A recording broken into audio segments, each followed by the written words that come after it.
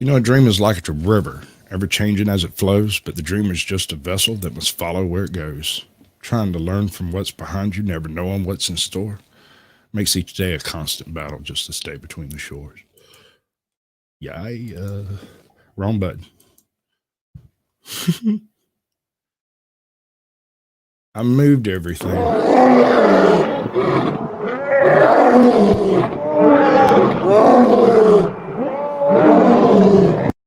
I don't ever slow up, no I don't take shit. I got no love for the fakeness. If you wanna play tough and wanna hate this, I'll always show up.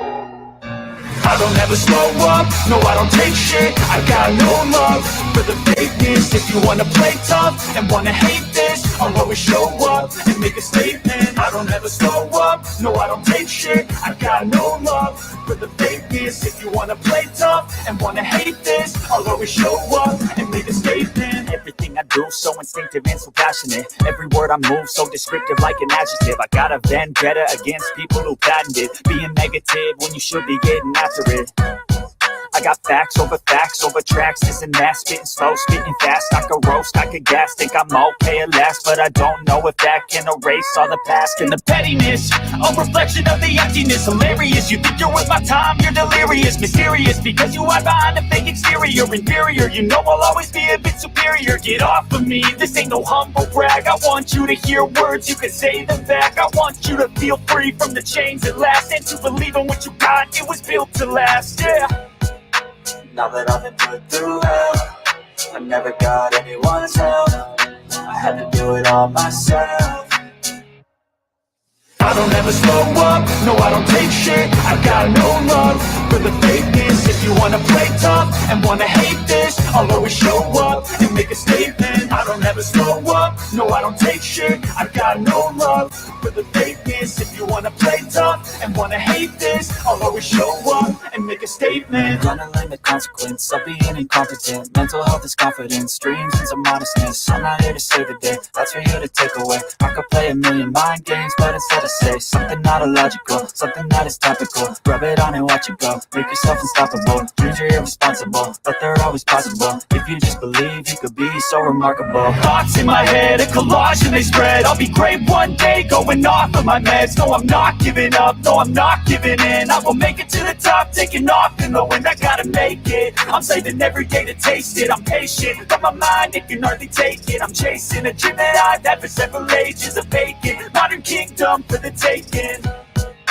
Now that I've been put through hell, I never got anyone's help. I had to do it all myself. I don't ever slow up, no I don't take shit. I got no love for the fakeness. If you wanna play tough and wanna hate this, I'll always show up and make a statement. I don't ever slow up, no I don't take shit. I got no love for the fakeness. If you wanna play tough and wanna hate this, I'll always show up and make a statement. I don't ever slow up, no I don't take shit. I got no love for the fakeness. What are the humans doing? Good evening, ladies and gentlemen. Welcome to Chilling with Sasquatch, where there's absolutely no format whatsoever. It just looks pretty, like I worked on it a lot, but actually I stole it from Jake. Speaking of which, Jake's over here backstage, and we're going to see how he feels about it after we talk to Ajot. Hi. Hi. How you doing? I'm doing good. Gotcha. You stole what? Don't make me come over there. Oh, that's going to be unfortunate if you do, because that's a long distance and Long walk, yeah. I'll be tired when I get there. I'm gonna need a place to sleep and some food. I got a couch and and one dog. Gotta have that food. Yes. Yeah, baby. Hey, how are you, Ajot? I'm good. How are you? I'm lovely now. Awesome. All right. Giggity, giggity. So we have a bunch of people in chat. I'm going to jump on this before we get too far along. We got ATL who got the gold, although that's not true. Smoking Auditor was here like 3 hours ago chatting with me. But anyway, ATL gets the gold. Workline gets the silver.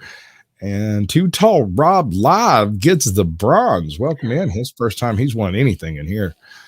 We got the smoking auditor, of course. We've got Claiborne County Transparency showed up. AJOT is somewhere around here. I think she might be backstage or possibly even out here talking to us. You never know. Russell Sperry is over here. Strictly Strange has come in. We've got the Divine Sorcerer, Andrew Langlois. One day he's going to send me a copy of that so I know how to say it. Langlois. Langlois. Langlois. Lang Lewis. We got Izzy Pop over here. It's good to see that cat. Blue Unicorn showed up. You know that man's mountain fresh. Who else? Okay, that's everybody. Cool. You got off early. It's because you sat around talking to me for like 2 hours earlier. What the hell kind of job you got that you could just pop into my chat for like 45 fucking minutes, you freaking weirdo? Drug dealer. Oh, okay, then play on. No harm, no foul, then. You're getting attention. Why are you complaining? Who's complaining? I was asking him why he couldn't just quit his job, watch my shit full time. I mean, I'm sure you don't pay anything because I'm not getting paid. I didn't even pay attention. What are you talking about? Oh, there, man. Yeah, by the way, hi to everyone. Cooking Hello, and everybody. podcast. Hello. I don't know, man. I saw that short you put out earlier. Seemed to be multitasking pretty good on that one. Yeah. Yeah, no, Strictly Strange. Y'all need to go look at some of Strictly Strange's shorts, his recent ones. Just go scroll through. You'll know the one when you find it. I'm not going to describe what it appears that he might possibly be doing. That's the one I was trying to talk about last time. Oh yeah, that's pretty good. He got a giggle out of me, boo. Let me tell you. You're not subscribed to anybody around here, are you? Jake's like, who are all these people? Why do you keep dragging me in here? What's the point in all this? What are we made for? What's the reason? Any answers? This is what it looked like. Okay. All right. So I brought y'all in specifically for a whole host of videos that I suppose you'd call it curated. Here's a video narrating the Jabberwocky. Actually, I was thinking about doing that. Jabberwocky. This guy here, Ardent Party, he does readings of different stuff too, but he has a Newfie accent and it's kind of interesting. Nothing else. But I want you to know what he thinks about the world, so I'm going to show you.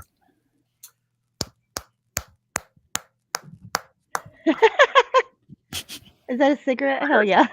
That's about all you need to know about his particular channel. Go check him out if you've got the balls to do it. I think I had some PTSD on that one. I was scrolling through random videos one afternoon and I come across this really batty bald guy that was staring at the camera real angry. And I turned it on and the first thing I saw was him packing a cigarette on the camera lens hard enough to break the damn thing. And I was in love instantly. You know me, man. Yeah. I love a good sob story. This is going to be great. That man has some anger and some issues and he needs to work them out. So I invited him on the show. Only took me 2 months to convince him. Does he have a Scottish accent? He should have a Scottish accent. He has a Newfie accent, and I think he speaks decent French. Probably better French than English, if I had to guess. I don't know. Whatever, I do not care. Are you there? Hi. Are you there? Are you there? Right? It's like, give me your... You wild and crazy American. I am French. I do not care. Mm-hmm. All right, so I watched this one earlier. It's a Captain Curmudgeon clip, but I don't remember there being a specific cutoff point. So we're going to give it a minute and a half and see where it goes from there. Right? Sure. Okay. Well, 2023 started off the same way for me that most of my New Year's do, with my neighbor banging on the door threatening to call the cops the next time I masturbate in his jacuzzi. Wow. Wait, that's not what I wrote in the script. Jim Eagle, have you been messing with the teleprompter? Are you sure? All right, okay, let's take it again from the top then. Well, 2023 started off for me the same way my New Year's often do, waking up handcuffed to a hospital bed with 2 broken legs and a lacerated anus. All right, now I think I don't believe you. I'm 90% sure I didn't write either of those things. And you should know better than most how dangerous it is to mess with a host's teleprompter text. It's like tugging on Superman's cape, spitting in the wind, messing with Jim even, or putting super glue in Hunter Biden's crack pipe. Let's do this one last time. No funny business, or else I am going to fire your ass and replace you with Lorenzo, who I will hire away from Sasquatch. Well, 2023 is the same way for me that most of my New Year's do, when I woke up to discover that I am even more ruggedly handsome and shockingly well endowed this year than I was last year. That's good. I like that one. I think I like it so much I'm willing to overlook the other two, in fact. And I take back that thing I said about Lorenzo. You know I would never replace you. But here's the thing about New Year's Day and Eve, the New Year's holiday, if you will, and it's not a thing that may have occurred to you, so it's possible I am about to blow your mind right now. Although, assuredly, not for the first time. But you'll notice, as you run down your mental inventory of federal holidays that you get the day off for, that New Year's is the only one left that has not been declared racist. There's only one holiday in the entire calendar year where you can celebrate it exactly the same way you have always celebrated it, and no purple-haired 25-year-old dick nozzle is going to come up and try to lecture you about how you're upholding systems of white supremacy and contributing to the continuing oppression of historically marginalized communities. That's because they don't stay up late. New Year's has taken on sort of a totally different vibe from every other holiday. We just got through with Christmas, so you need no refresher course from yours truly on why Christmas is racist. Thanksgiving is racist for obvious reasons because, hello, white Christian colonizers. Columbus Day, we know why that one is racist. Even though declaring that one racist might be the most hilarious one of all, since, as we have talked about before, the whole impetus for creating Columbus Day in the first place was as a signal of ethnic conciliation toward Italian Americans. But never let the actual historical record get in between you and your righteously indignant ragegasm, kids.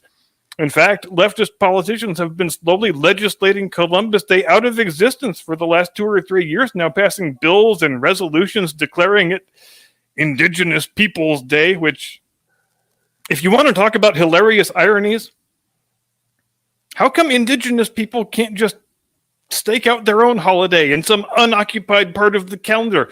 Why do they have to colonize Christopher Columbus's holiday like a bunch of marauding land thieves? Why does a holiday for Indigenous people become more meaningful if it was taken away from a white man? Or a swarthy Neapolitan? Maybe. Seriously, how are Indigenous peoples honored in any way by the erasure of Columbus Day? If some young wokester is watching this and wants to attempt a thoughtful answer to the question, then my comment section, young man, is your comment section, so please do feel free to educate me. The 4th of July gets more racist every year, even though most of us want nothing more from that day than the opportunity to watch some brightly colored explosions in the sky while enjoying some nice German-style lager and some nice German-style Frankfurters as we celebrate our deep and abiding love of America. Absolutely. But I think it's only a matter of time before the woke brigades come after the New Year's holiday just like they've come after all the rest, and not just because they want to stamp out all forms of guilt-free public frivolity, though that's part of it, make no mistake about that. But it's also because when you think about it, the usual set of objections to Christmas, they apply equally to the New Year's holiday. After all, where did our calendar come from? Well, first, it came from Julius Caesar, speaking of Italian colonizers, who was never the Roman emperor, so please don't call him that. But the Julian calendar had a fatal flaw in it, which was the manner in which the leap year days were apportioned. It was just a tiny error each year, but 15 centuries down the line, the error multiplied sufficiently that Easter, which is supposed to happen around the spring equinox, had drifted all the way into the late summer. So in 1582, Pope Gregory III says, I wanted to make a new calendar. Yeah. Easter where it's supposed to be and make it stay there forever. And so here in our present day, in which the secular always takes precedence over the religious, we are still marking the days and years on the Gregorian calendar, which was devised by people who wanted to more faithfully commemorate the resurrection of Jesus Christ. And I am telling you right now, it is only a matter of time before the woke brigades realize there is still only one holiday left that they have not tried to eradicate. So Don't come to me and say I didn't give you fair warning. I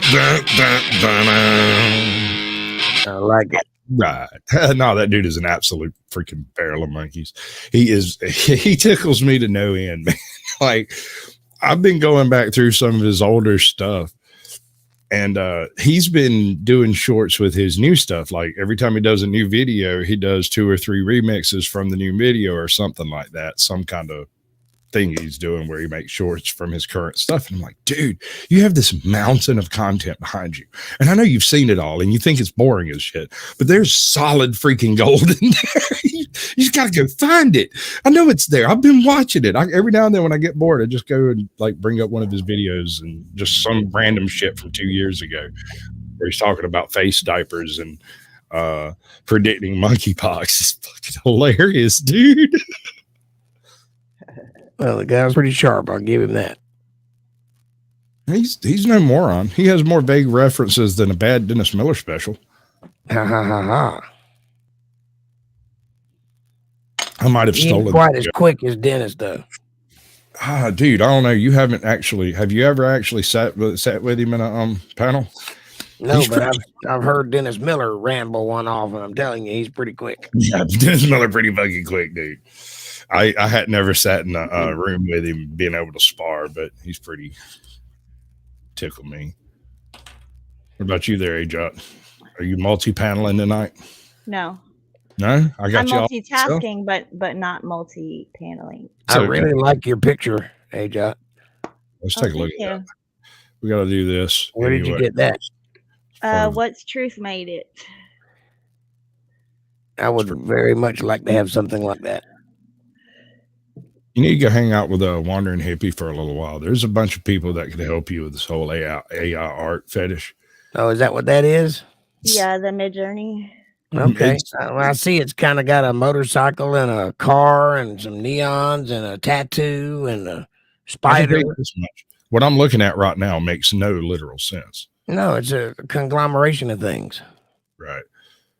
But what's important is that her name is out there, and it's very abrupt. I like it. It's very, very good for your channel, I think. I'd be like, hey. So, yeah, I'm doing different bits. I need to start adding a quick, stupid story to the middle of my shows. Like, after I end whatever Sasquatch Shills, Chillums, whatever ends and we go to After Dark, I need to set aside not necessarily a script, because I don't do scripts well, but one of my stupid stories to tell so that I can have it for editing later. And I don't, because I'll do those much better when I'm talking to people. I've tried to lay them down sitting here, but they just sound silly to me. Right. Mm-hmm. So they sound silly to us too. We just don't have the heart to tell you. Okay. Well, maybe so. But the fact is, I deliver it better when I'm delivering it directly to people, whether I can actually see them or not. That makes sense. There's still a certain gravity to it, I guess. I don't know. Well, when you're telling a story, you're invested. When you're listening to a story, you're judgmental. Absolutely. So the idea being that all of these different videos that I'm showing. Welcome in, John. Yeah, John Dunicola. Welcome to the show, bud. All of these videos that I'm showing y'all, I will later go back and do a video based off the same topics. Like fresh, glossy, like they did, but include additional shit and maybe not be quite as long, something like that. But I need the education to be able to speak intelligently on such things. And while I might not should get it from YouTube, I'm going to try. I think you'll be just fine. You're pretty educated. MVTV. I came across a library card when I was very young. Really? Oh, yeah. And I made that thing work for me. When I realized there was a whole building dedicated to nothing but fucking books, that was the end of it. It was like my first love and then my second love.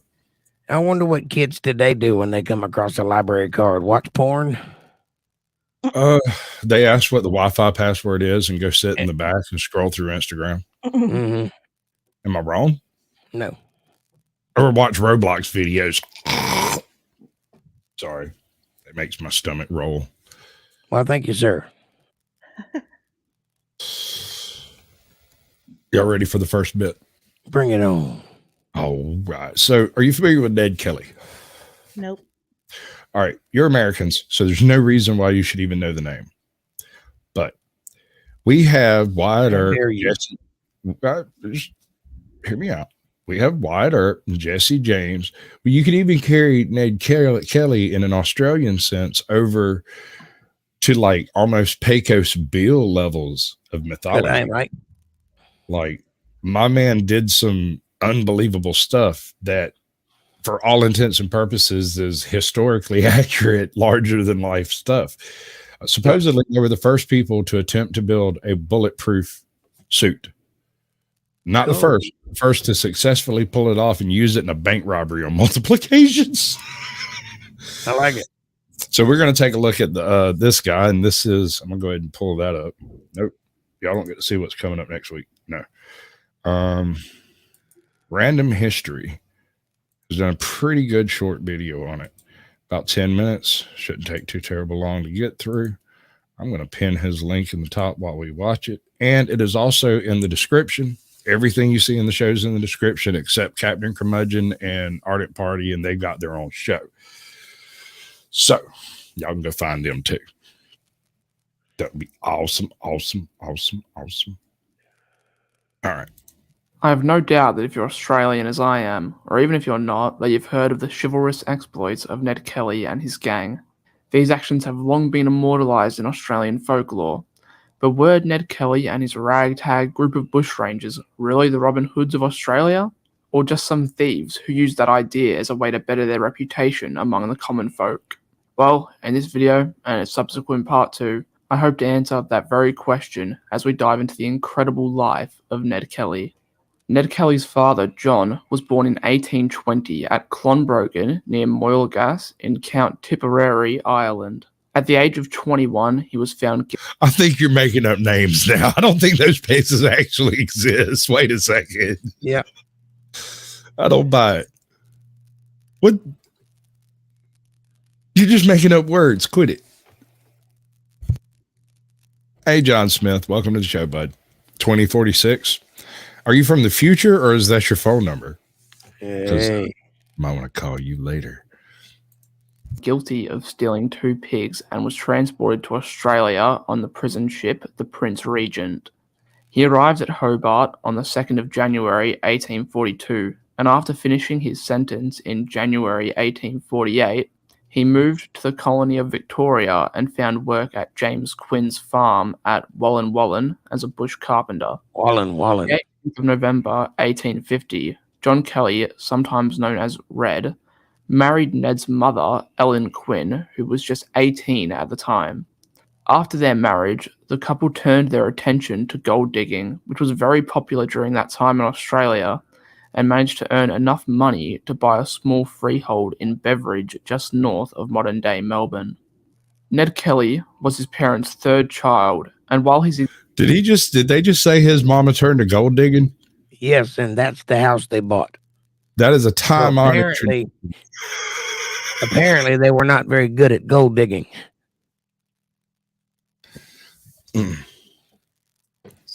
Gold diggers. Call me a clam digger, man. They wrote his name on the door. Wouldn't you? I mean, if it belonged to you, can't you do that? If that was my house, I'd write your name on the door. Huh. Your name here. Yeah. Knew a guy who had your name tattooed on his shoulder. He used to use it to win bar bets. Dude, I've seen him rope 4 people in the same night, pay for his entire night out with it. I got $20. Says I got your name tattooed on my back. There's no way in hell you've got Bartholomew tattooed on your back. You got your name tattooed. That's not what he said. That's not what he said. This is good enough. What's up, Gypsy and the Vanilla Gorilla? Good to see you. Now who's making up names? They're in the chat. Look, right here. I'm not making shit up. They're there. The Gypsy and the Vanilla Gorilla. I'm giving them permission to use any of my snowflake imagery I have. I got a little bit. There ain't a whole bunch out there to start with, but I probably got about as much as anybody's managed to pick up. Look at that pathetic little house, man. But it's Australia. That's a mansion. Yeah, well, they're gold diggers. Right? I don't know, man. Maybe there's not a lot of gold in Australia. Maybe it's not worth at least a double wide trailer. We might be predating that double wides here, dude. You know what's funny about Australia to me? There is a lot of gold in Australia, by the way. There is a lot of gold. Australia had a Wild West period that was about 25 years after our Wild West period. And so but it was really weird. It was really weird. A whole bunch of our Western heroes and mountain men and like hardcore survivalist types just bugged out and went to Australia because they heard they were having a virtually identical Indian war that we had. You know, Did you imagine John Wayne with an Australian accent? Actually, I have seen well, Pilgrim. What's the name of it? Down under throw some shrimp on the barbie and get the ponies. No, I'd like to hear the Sackets with an Australian accent. That would trip me out. Tom Selleck. You imagine him trying to pull that off? Oi, mate. All right. Get out of here. Struggling here. Struggling here. I'm a gold digger. All right, let's roll it. House. I think I just went into a different accent there. Whatever. I don't know what just happened. I'm pretty sure you went off the rails. Let's get back to the reservation.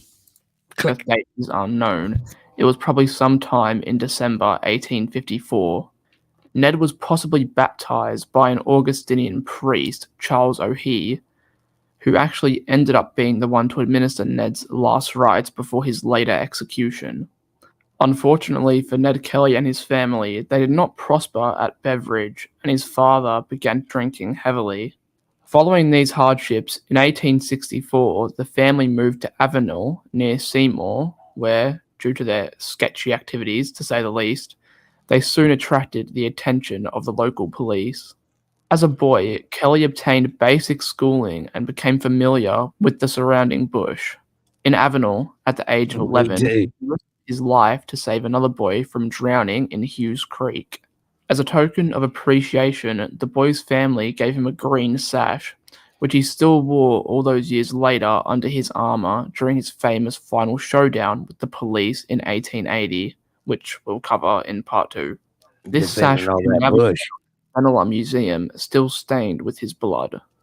In 1865, Ned Kelly's father was convicted in relation to the theft of a calf and sentenced to a fine of £25 or 6 months hard labour. Although the family couldn't afford to pay the fine, there is no record of Red being transferred to Kilmore Jail. In December 1866, Red was fined for being drunk and disorderly, which was unfortunately not much of a wake-up call for him as he continued his alcoholism before dying at Avenel on the 27th of December 1866.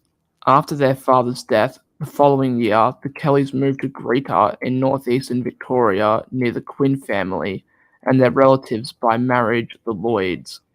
In 1868, the family leased a small farm of 88 acres or 360,000 square miles at 11 Mile Creek near Greta. Wait a second. I don't think that math is right. No. He spent all his youth in school learning about all that bush. He wasn't paying attention to math. It certainly didn't get hectares to to miles, I don't think. Family leased a small farm of 88 acres or 360,000 square miles.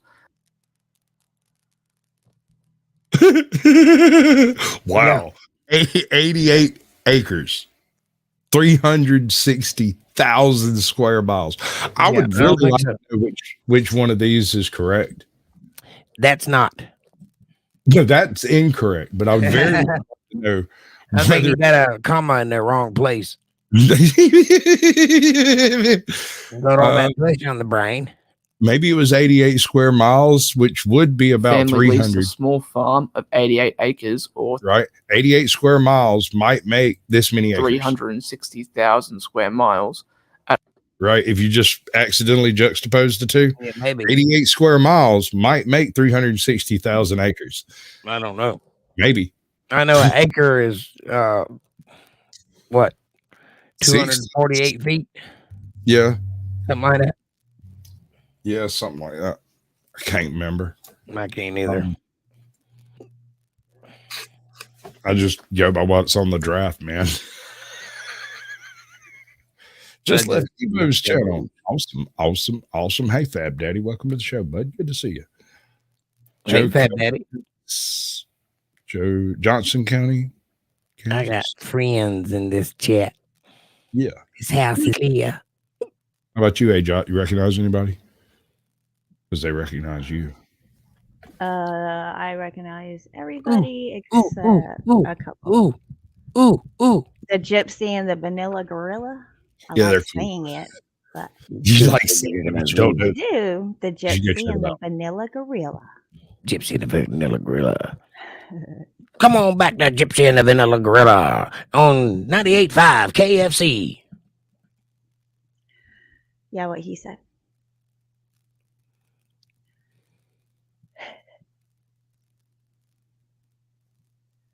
Okay. Yeah, that's it. At 11 Mile Creek near Greeper. Unfortunately, this land was likely unsuitable for successful farming, and Ned's mother, Ellen, supplemented her income by offering accommodation to travelers and illegally selling alcohol. In 1869, at the age of just 14, Ned Kelly met the Irish-born Harry Power, which was actually an alias for the man's real name of Henry Johnson. Harry Power, or Henry Johnson, was a transported convict who turned to bushranging in northeastern Victoria after escaping Melbourne's Pentridge prison. After this meeting, the Kellys formed part of Power's network of sympathisers, and by May 1869, Ned had become Power's bushranging protege. At the end of May, the prodigy and his mentor attempted to steal horses from the Mansfield property of squatter John Rowe, as a part of a larger plan to rob the Woods Point Mansfield Gold Escort. They would have to abandon this idea, however, fleeing back into the bush after Rowe shot at them. After this little hiccup, Kelly temporarily broke off his association with Power. Up until this point, Ned, despite his and his family's criminal doings, had managed to stay out of the police's way.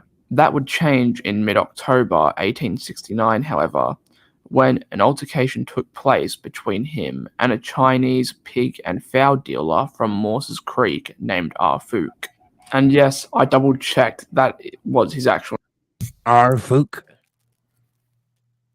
Better than your Fook. I think he's making up names. He says he checked. That's his name? Well, if he made it up, it would be easy to check. I always wanted to have a son so I can name him Fook Me. Fook Me and Fook You? Have a daughter, name her Fork You. That is so wrong. R. Fook. I know name him U-E-W-E. Kelly family home. Ned brandished a long stick and declared himself a bushranger before robbing him of 10 shillings. Despite this claim, Kelly gave evidence in court that Fook had abused his sister Annie in a dispute over Fook's request for a drink of water before beating Ned. He came to his sister's defense. Luckily for Ned, all charges against him would be dropped after Annie and 2 other family-related witnesses corroborated his side of the story. After a relatively quiet few months, Ned reconciled with his old friend Power in March 1870, and over the next month, the pair committed a series of armed robberies as police find them and identify Power's young accomplice. By the end of April, however, the press had named Kelly as the culprit, and a few days later, he was captured by police and confined to Beechworth Jail. His trial ended up being quite a controversial one. Hey, Scully, welcome to I had tons of fun listening to you the other day. I want to see how that stuff works backstage, and it's probably fixing to kick me out because my internet sucks really, really bad right now. Come on. Okay. If we all have happy thoughts and clap, the internet will come back. So clap. Hey, it worked. Fuck yeah. Everybody keep clapping. Fuck it. Yeah, but I dropped you an email. You responded. We're good. We're square. Being dismissed, as none of the victims could positively identify him. On the third charge, the victims also reportedly failed to identify Kelly. And post his link, Ajod, if you've got both hands. I do. All right, babe. Appreciate it. Possibly due to the fact that the witnesses had described Power's accomplice as a quote-unquote half-caste. Did y'all see that? Yes. Half-caste, is that all right. Like blackface? That was my desktop glitching just long enough for it to glitch out my StreamYard too. I have no idea what causes that, but it cycles through. It'll do it again here in a little bit, but it won't be quite that bad. It'll be just a little glitch that I see, and it'll get worse and worse and worse and worse. And if I stay live for 2 hours, you'll see that same glitch happen again. Over here, it goes dark for almost 10 seconds. Wow. It takes that long for it to, but it just glitches a little bit on StreamYard, which I guess is kind of cool. I'm gonna pin that up yonder. Go check him out. He does stuff. He doesn't just do stuff. Come on. How am I supposed to quantify 25 people doing table readings and voice work and all kinds of stuff? Nobody does it like Scully. I'm not saying anyone does, but how do you quantify it in a single sentence?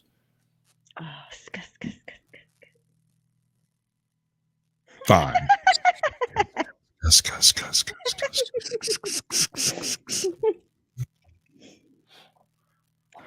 Or a person of mixed Aboriginal and European descent. The police, however, believed this was the result of Kelly going unwashed and asked for him to be remanded for trial. Kelly was then sent to Melbourne, where he spent the weekend in a lockup before being transferred to Kyneton to face court. No evidence was produced in court, however, and Kelly was released after a month. Soon after Kelly was released, his good friend Power was captured by a police search party while resting at a mountainside gunya or bark shelter that overlooked the property of Kelly's maternal grandfather, James Quinn.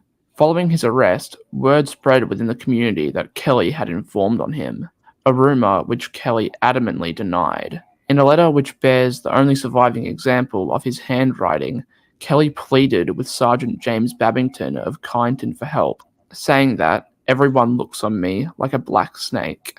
The true informant actually turned out to be Kelly's uncle, Jack Lloyd, who received £500 for his assistance.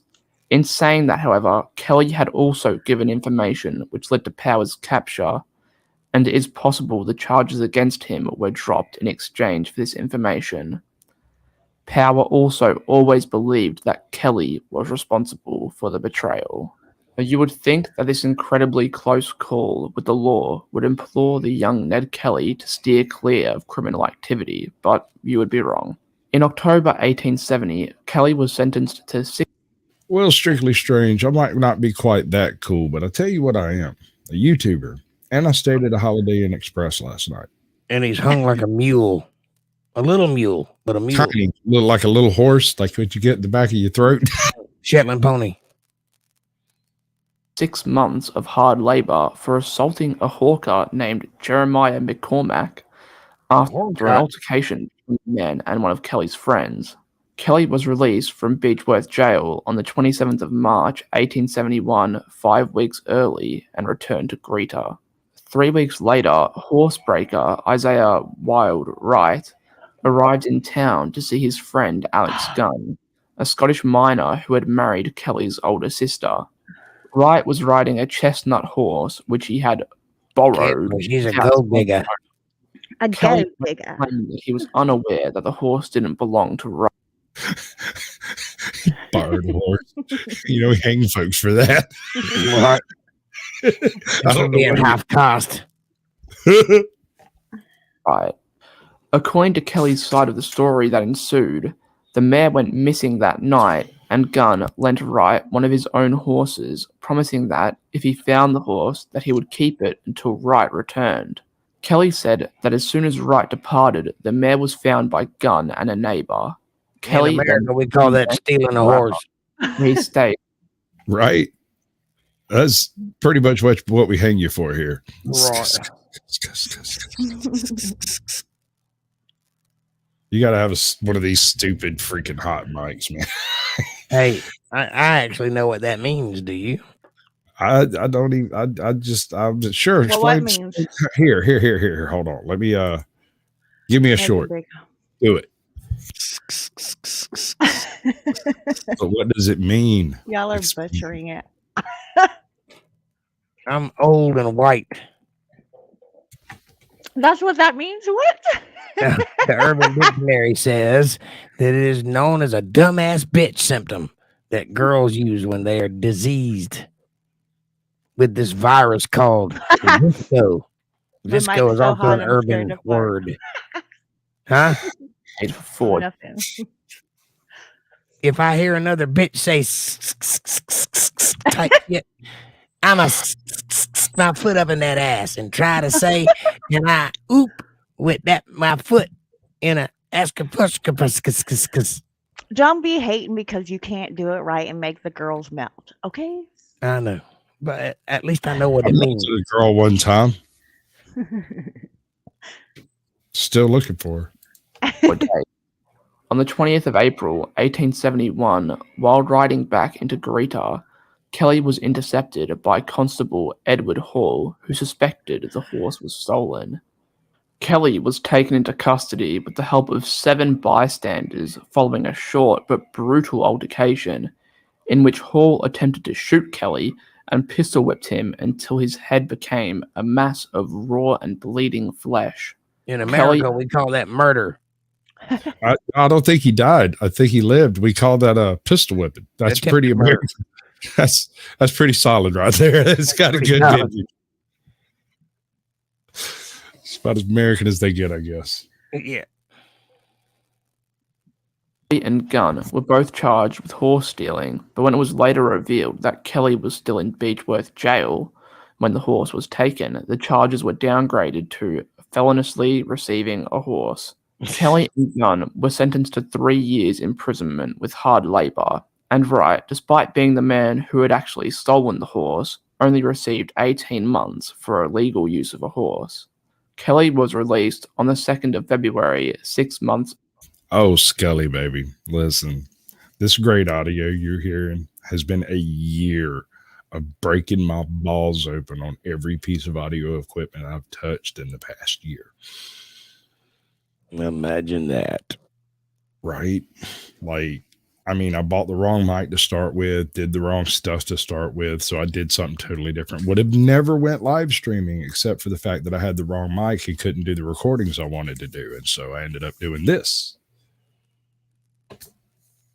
But the as far as getting all of my sound to come in smoothly, all that is a product of using a separate sound mixer. I use Voice Meter to mix everything before I send it to StreamYard so that everything's balanced before StreamYard gets it. So it doesn't have to do anything. It's not too loud, it's not too low, it's not spiking all over the place. So it just takes the sound and runs it through. And as long as the other sound channels coming in are either muted or at least noise reduced enough to not interfere, it's not a problem. But I'm sure you get all of that. Oh, yeah. Early for good behavior. When he returned to Greta, his brother Jim was in prison for horse theft, and his mother soon married an American, George King. Following his release, to settle the score with Wright over the borrowed without consent horse, Kelly fought him in a bare-knuckle boxing match at the Imperial Hotel in Beechworth on the 8th of August, 1874. Kelly won after 20 rounds and was declared the unofficial boxing champion of the district. In spite of his defeat, Wright actually greatly respected Kelly after this and became an ardent supporter of him. Well, I think that's going to be where I end this part 1. Part 2 should be out sometime in the week/weekend. If you enjoyed this video, as always, don't forget. Yeah, go check out Random History. He's got some cool stuff. He's only got like, I think, 25 videos or so. 906 subscribers. So I mean, he's not like a huge, enormous channel or anything. He's just putting in the work and doing the thing. I can relate. Job, although a few errors, can't be perfect. There's this part 2, but I'm not going to play it tonight. We may come back to it some other night. I want y'all to go check out his channel. That would be cool. I'm gonna throw the link up one more time. Because everybody needs a little support. Yeah, that's the right one. Okay. Skadoosh. Now, how'd y'all like that tidbit? It was wordy. I kind of feel like he went copy and paste on a bunch of Wikipedia articles and then just read it to me. I think so too. Right. So I don't have an issue with that. The issue I have with it was, Skadoosh.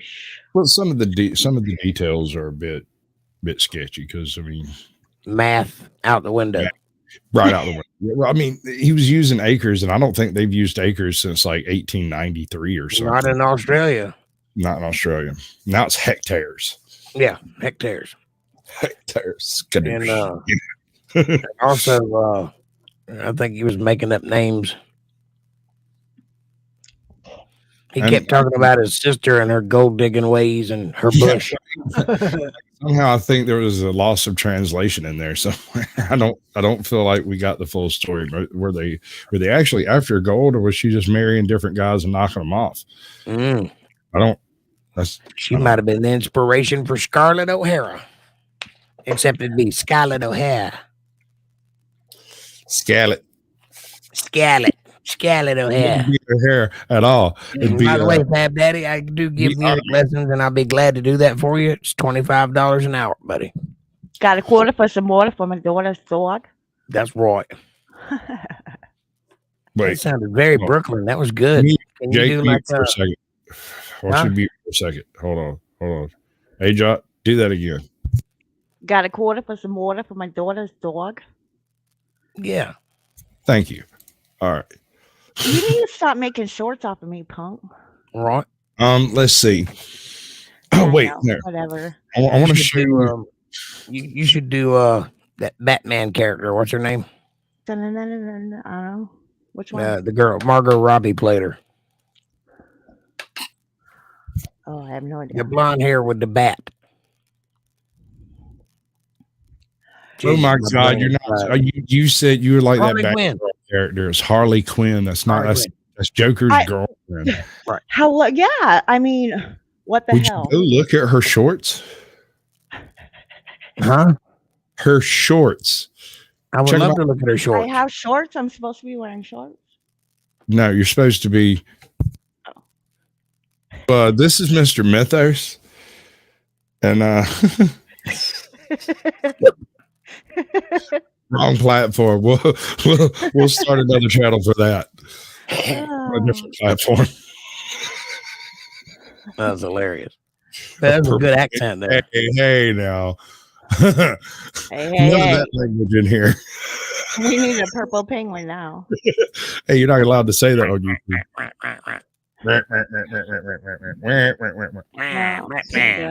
Actually, I got one I want to do. Lord have mercy.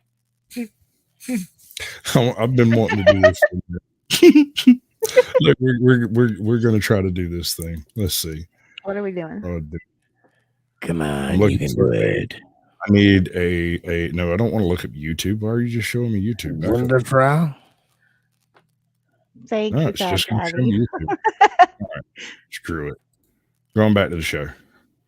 I need some freaking headlines because I can't do the Alex Jones voice straight off the top of my head, but apparently I can read in the Alex Jones voice, but it has to be short. Right. My suggestion would be to go to Alex Jones's website and read his headlines. Read his headlines. I was going to do Onion headlines, honestly. Yeah, that'd work too. Anything ridiculous. Absolutely ridiculous, right? I think that'd be the best thing to do. Yeah, the Onion is a good idea. Damn it. Where'd it go? Or Babylon B. That'll work. Yeah. Thank you, Smoking Auditor. You're an absolute mob boss. Because I lost my attempt to pin it. It got lost in the chat like immediately. Oh, bother. All right. Yeah, we'll do this thing.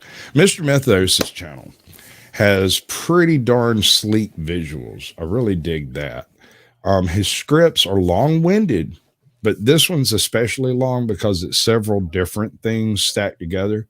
But he covers like half the mythoses of the Western world, I guess you could say, and a couple of the Eastern ones. Not a whole lot off into Africa, but what can you do? And if you're going to be more interesting than me, I will Sorry. make shorts out of you.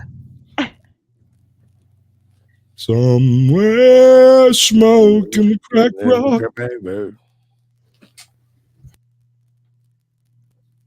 Skadoosh. All right. And now we go back to the show. And for her, it was more than a dream. Hey, fellow seekers. I'm Mr. Mythos. In the 4th century BC, the Greek philosopher Plato recorded the story of Atlantis, an ancient, advanced, and truly massive civilization that faced an apocalypse which wiped every trace of their existence from the earth. Since the very beginning, the lineage of Plato's students couldn't agree whether Atlantis was a fictional tale, as believed by Aristotle, or a true historical record, as argued for by Crantor. Crantor felt so strongly that Atlantis was real that he traveled to Egypt himself to confirm it, and upon his return he stated with confidence, quote, "This is testified by the prophets of the Egyptians who assert that these particulars, the story of Atlantis, are written on pillars which are still preserved," end quote. Today, we'll get to those pillars. We'll also speculate on other controversial potential records of world-wiping destruction, from the mountain caves of Russia and the buried ruins of Turkey, to the worldwide myths that repeat the same stories of floods, giants, and celestial gods. And, of course, the dark side of archaeological dogma. But before we dive in, I cover a lot of topics that are so obscure, esoteric, or even lost to history that I'm a huge fan of using AI-generated art in my videos. And in this video, I've been using today's sponsor, Wonder, an app that turns your words into digital art so impressive you can hardly tell it wasn't made by a human. And trust me, it's super easy and super addictive. And here's how I do it. Just pick an adjective like ancient, then a subject, alien, then describe the situation like eating a sandwich during the apocalypse. Finally, choose a style. I'll do cinematic. Must then be using those preserved pillars. A simple example. You can get as detailed as you want in your prompt. And in just a few seconds. Didn't you want a tutorial on AI art? Yes. There it is. Your brought to life. Wonder Premium, which you're going to get a free trial of, gives you unlimited faster generations with 0 ads and access to over 20 styles. I use Wonder for work, inspiration, and just plain fun. So let's do it again. Creepy. I have this weird feeling that he went and looked at a 1950s cereal ad and then made an ad just like that. He like went to ads for dummies or something and made the simplest type of ad you could possibly make for a product. And then you just change some words around and utilized it that way. Yep. Yeah, no, there's some debate on whether or not AI art can be copyrighted in any way. Since it's not generated by a person, copyright can't be applied. And so also his statement about not being able to tell whether a human did it or not, I completely disagree with that statement. You can absolutely tell it was not a human. I agree with you. Usually, yes. There are a few that have thrown me on a tangle. Like Wandering Hippie's got one that I swear I have seen as a Norman Rockwell that I've seen, but it's actually an AI generation that was done to look like Norman Rockwell or whatever. So well, then he copied a human doing it. Sure. But like I said, it looks like something I've seen, but I've looked through and that's not one of them he did. But I swear it's a Mandela effect in my head. You need some of those pillar preserves he was talking about for your sandwich. Is it completely against God? Is it against guidelines to use AI art or to make AI content? Because the way I read a lot of my stuff is AI art. That's AI art.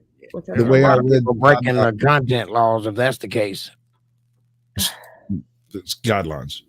The way I read the guidelines was you can't create an auto-generating channel. Mm-hmm. The use of auto-generating aspects might be acceptable, but we haven't had it in place long enough to actually know yet. So would it account for Nightbot? Does that matter when it comes to things like you're automatically responding to chats and stuff? I mean, how far does remember a couple of years ago when those weird, creepy channels kept popping up, but it was like kids' cartoons, but it was like Spider-Man, and then everything was fine until he started cutting himself, and it was like really weird satanic stuff with kids' cartoons. That was all generated randomly by a computer. That's what they're talking about. Huh. Like there wasn't a person behind real those channels. artists are going to suffer. So yeah, definitely. So if I don't have to pay somebody to generate a little bit of imagery that I'd like to use as part of my video, I don't see a point where that's an issue, considering I wasn't going to pay them to do it in the first place. Right. Now, on the other hand, what if I was going to pay someone to do some work, having an AI art generator wouldn't stop me from doing so. Right. For instance, if I wanted to hire someone to do video, or rather like digital art for the channel, I would go to someone I knew that was in that field, and I would attempt to hire them or someone they knew. Mm-hmm. You know, I would, and the AI art generated would just be AI art generated for different stuff. I think it would be excellent for like the slide and scan videos that we see a lot of, where they're doing talking about some quasi questionable historical event or some mythical figure or something that never actually happened. Mm-hmm. I'm pretty sure you can use AI art. Cat performing evil. I'll let it play through so he doesn't, so he can finish that turd. Yeah. Oh, I don't know if that one's all great. Evil cat. Okay, so my interpretation of it was that you can't produce an AI copyrighted piece. What you can do is put in all the telltales to create the AI generated art, which is the human input into the art piece. And you can put it on your channel, and that video would be copyright, but the art piece itself is not. Right. That's the way I understood the what I read. It's vague. It's vague. I don't know, because the award video I just put out had a whole bunch of AI art, and I didn't get no copyright. I think it comes down to how you're using it and how pervasive it is. Like when I read it, what I took from it is you can't do like an AI anime generated art channel that automatically uploads 2 hours every day. Gotcha. Right? You can't do that. Whether it's in short bits, 10 seconds shorts, whatever you're doing, you can't just have it automatically pop up. Another thing that you can't do is create a 24-hour automatically renewing live stream without certain, like, I think it's FCC rights. You have to pay for a permit, which gives you some type of freaking immunity. And then you have to do something like my mugshot stream over there. It really can't be a whole lot to it unless you're going to do like a 24-hour news show or something. Yeah. And there's probably some kind of copyright situation with the guy who invented the AI too. The guy that did the coding or owns the property. He copyrighted the code. Yeah, that's what I'm saying. There may be something like if you get famous with some of the art generated by his program, he might get a kickback from that. But I'm pretty sure you can use the AI art as you see fit. Right. One of the things I was wanting to do was but I don't hold truck with nefarious beings and infernal spirits. I do not negotiate with non-human entities under any circumstances. Good for you. I assume that an AI doing what appear to be masterwork paintings might qualify as a non-human entity. I think it's just a computer doing what it was programmed to do. Okay, but even then, if it's accessing any type of original thought, it's certainly not human. Well, I don't think that it is. See, that's where you and I differ. I don't buy into this whole AI thing. I think it's a very complicated program, And I think it's pulling information from all the pictures on YouTube and Facebook and all that and compiling things in a way that's beyond your knowledge, but not the AI's knowledge. All right. Here's what I'm getting at. If I go and make a deal with an AI, what am I making a deal with? Nothing. However, Why would you make a deal with an AI? Suppose that program is not the source of its original thought, but is rather a gateway for something else to access you. Well, if that's the case, then the devil's got his hooks in you pretty tight. I don't use AI. Well, then you're good. I get what you're saying. You're saying that the possibilities are too vast for there to be something beyond the AI in a spiritual form, and you don't want to do business with that. The best description I can give it is something referred to in one of the in one of the Lord of the Ring books. It was a reference to Sauron having access to this realm, whereas there's this great and powerful being beyond the veil. None of his power matters because all he can access is a tiny finger into this world, which is immensely powerful in and of itself, because while it's only a small percentage of him, it's all he can do. Yeah. And the AIs have such a tendency of going acerbic and toxic so immediately and have absolutely no compunction with anything moral. I just don't think it's a good entity. I don't think any of them are good entities. I agree, but the same thing could be said about the devil in the box in the television that your grandma used to warn you about, that we thought she was crazy for saying, but now you can see what the television has done to the youth, and you kind of think she was right. I think you're on the same page as that. I kind of agree with grandma on that one. Those little faces on the TV ain't always telling you the truth. That's right. And people who believe what the TV says kind of bother me. And you can recognize those people pretty easy. Yeah, because they're all wearing masks. Ride around in town and look for people wearing masks in cars. Yes. Believing what they hear on TV. I appreciate that, because now I can tell at a glance who's crazy in the room. Well, there's certainly no point in having a conversation with those people. Not a real one. You can ask them which way to the store, but they're taking your life in your own hands when you do that. But this is my own personal feeling on the subject. I don't think that you can sell your soul because it doesn't belong to you. That's fine. I think there's things you could do to damage it while in this realm, but I don't think you can get rid of it wholesale because it's not yours.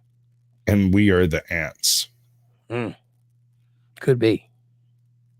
I'm wondering how long AI has been controlling the world government so far. I'm just curious. Since about 1940, I would imagine. But would it have been AI in 1940? Well, they would have called it ArcNet, but it was something similar, yes. It was the makings of it. Would it have been just the first access to the veil beyond? Well, that's what I'm saying. All the outsiders exist. They were dipping their toes in. I get the impression that even a toe dip leaves you tainted. Anyway, we're getting off track. Let's rock. How are we getting off track? I'm following you, baby. Just a life. Fast, unlimited, and in any style you want. Use my link to download Wonder and get a free premium trial to put your creativity to the test. Thanks again to Wonder. It's time for the ancient apocalypse. Apocalypse means things that aren't true. According to Plato, the story of Atlantis had been passed down orally since it was first revealed to his sixth-generation ancestor, Solon. Solon was a respected Greek statesman and a pioneer of democracy in Athens, but beyond politics, he was a part-time seeker of lost and forgotten truths.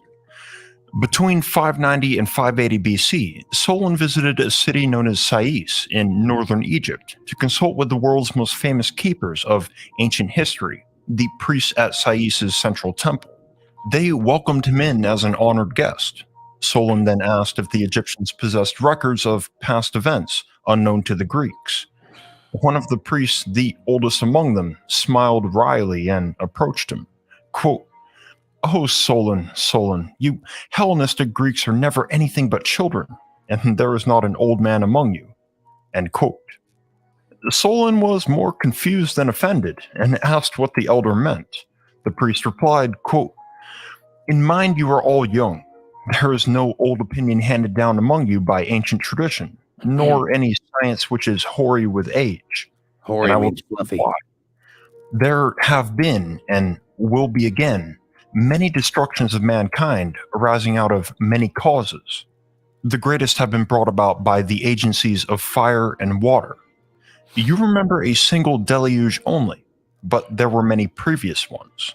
You do not know that there formerly dwelt in your land the fairest and noblest race of men which ever lived, and that you and your whole city are descended from a small seed or remnant of them which survived. And this was unknown to you, because for many generations, the survivors of that destruction died, leaving no written word." End quote. The aged Egyptian went on to reveal the name of this civilization, Atlantis. In the distant past, the Atlanteans were a vast and powerful empire who not only ruled their own continent, but conquered many other civilizations across Europe and Africa. Quote, "But afterwards there occurred violent earthquakes and floods, and in a single day and night of misfortune, all your warlike men in a body sank into the earth, and the island of Atlantis, in like manner, disappeared into the depths of the sea." End quote. The priests went on to reveal inscriptions on the temple's pillars. They were records specifying that the sinking of Atlantis occurred over 9,000 years prior to Solon's visit. According to Plato, Solon made his journey to Egypt in 585 BC, so that would date Atlantis to over 11,550 years ago from today. That's extremely close to the scientific dating of a true-to-life ancient apocalypse, the Younger Dryas. In modern science, the Younger Dryas refers to a very real and sudden catastrophic event, a planet-wide apocalypse that occurred between 12,900 and 11,700 years ago.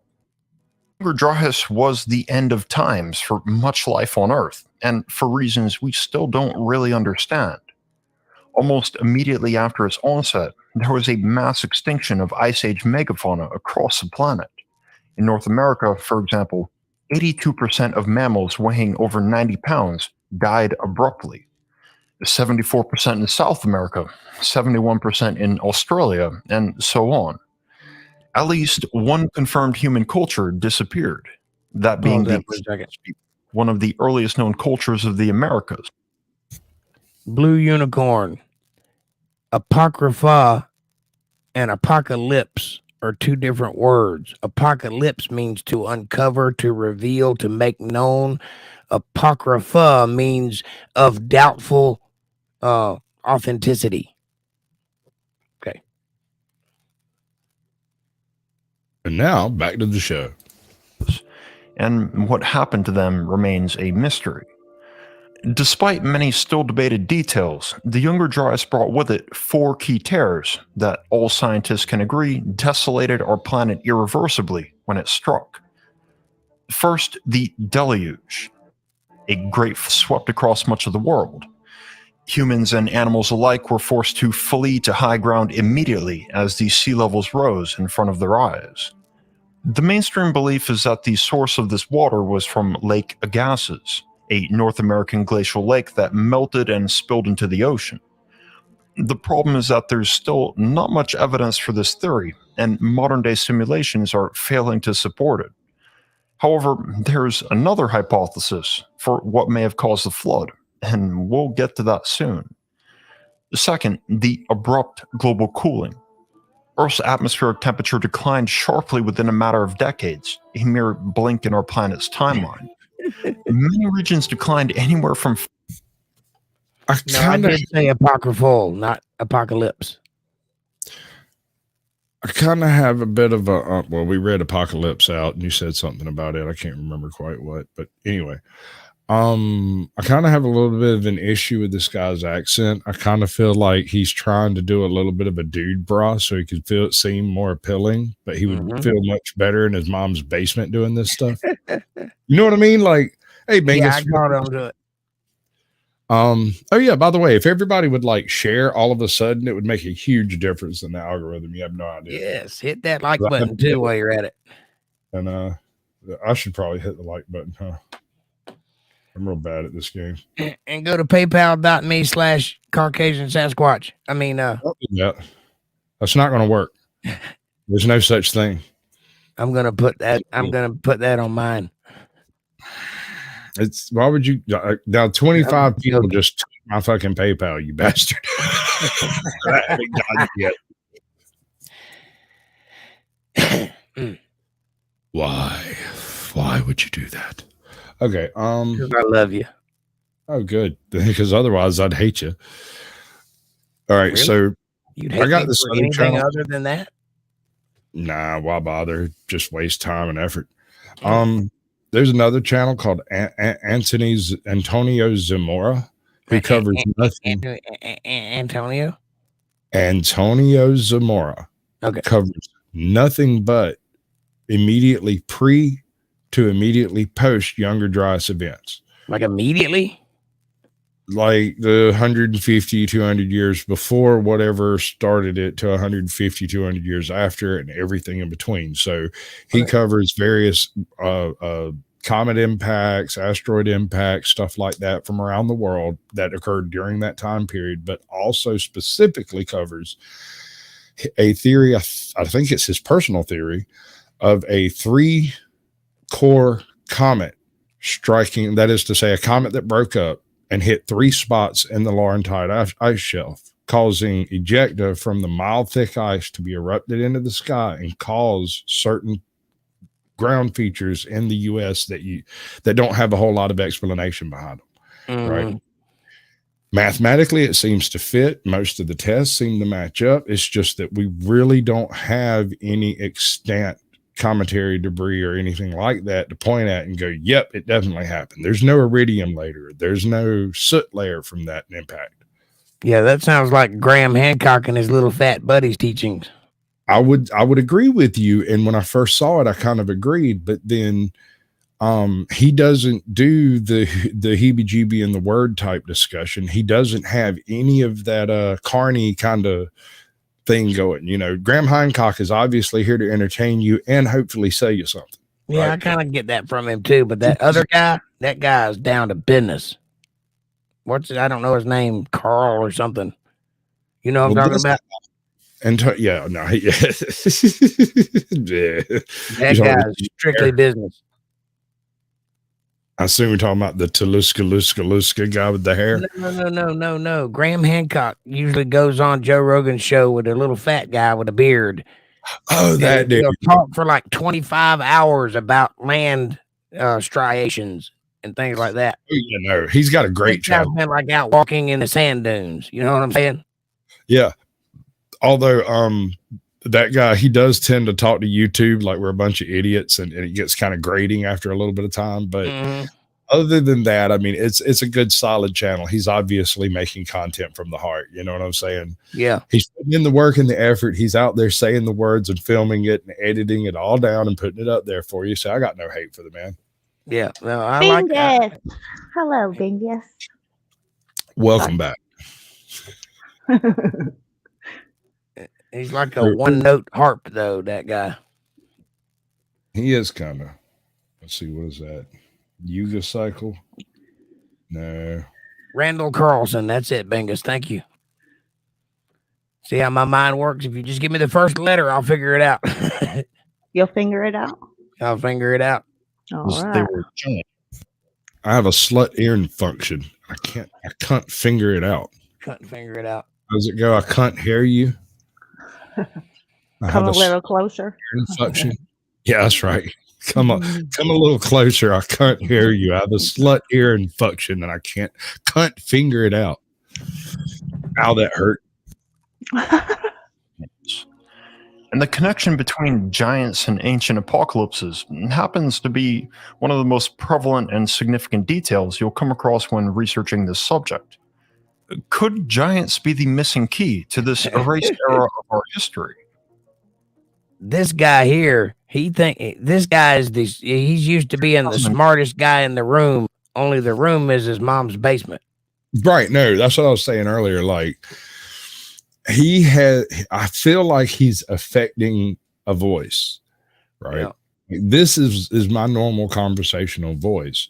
You know, all of the other stuff you hear happens in my conversation as if I'm freaking got Tourette's or something. It's like, gosh, let's kill all the cubbies, Mickey. You know, this guy's trying to sound like the other guys that do what he does. Yeah, exactly. But he's also, I feel like there's some person out there that has a certain tone that he likes and he's trying to emulate it. And I can't put my finger on who it is. There's some dude brought-ish to his tone. I feel like at any minute, his green screen is going to fall down behind him and he's going to turn around and go, Mom, I'm trying to work down here. I told you not to disturb me when I'm working.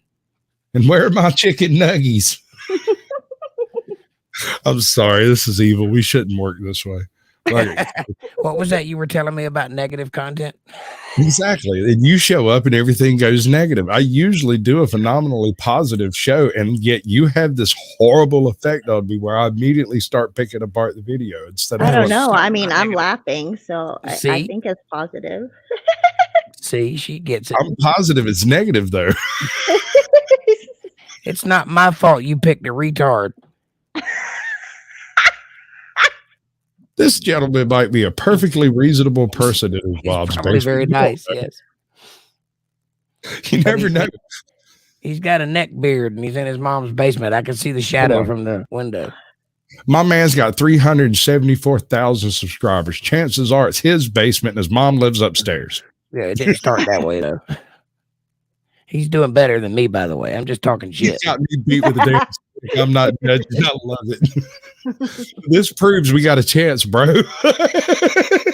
There's hope.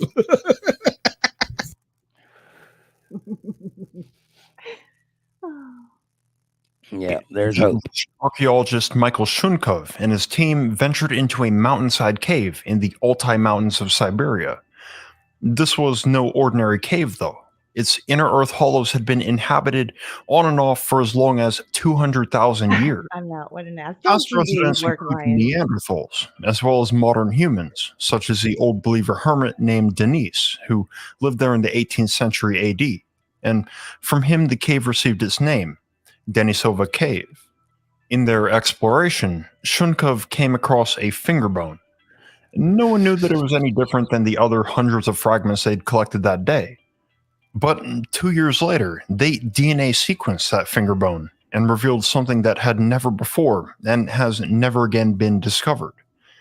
It had come from a girl who died at the age of 13, who was, in fact, a first-generation hybrid, the offspring of a Neanderthal mother and a father of a yet undiscovered archaic human species. The girl was nicknamed Denny, Welcome to the show, her father's Julie. Good to see species you. was officially labeled Hi, Julie.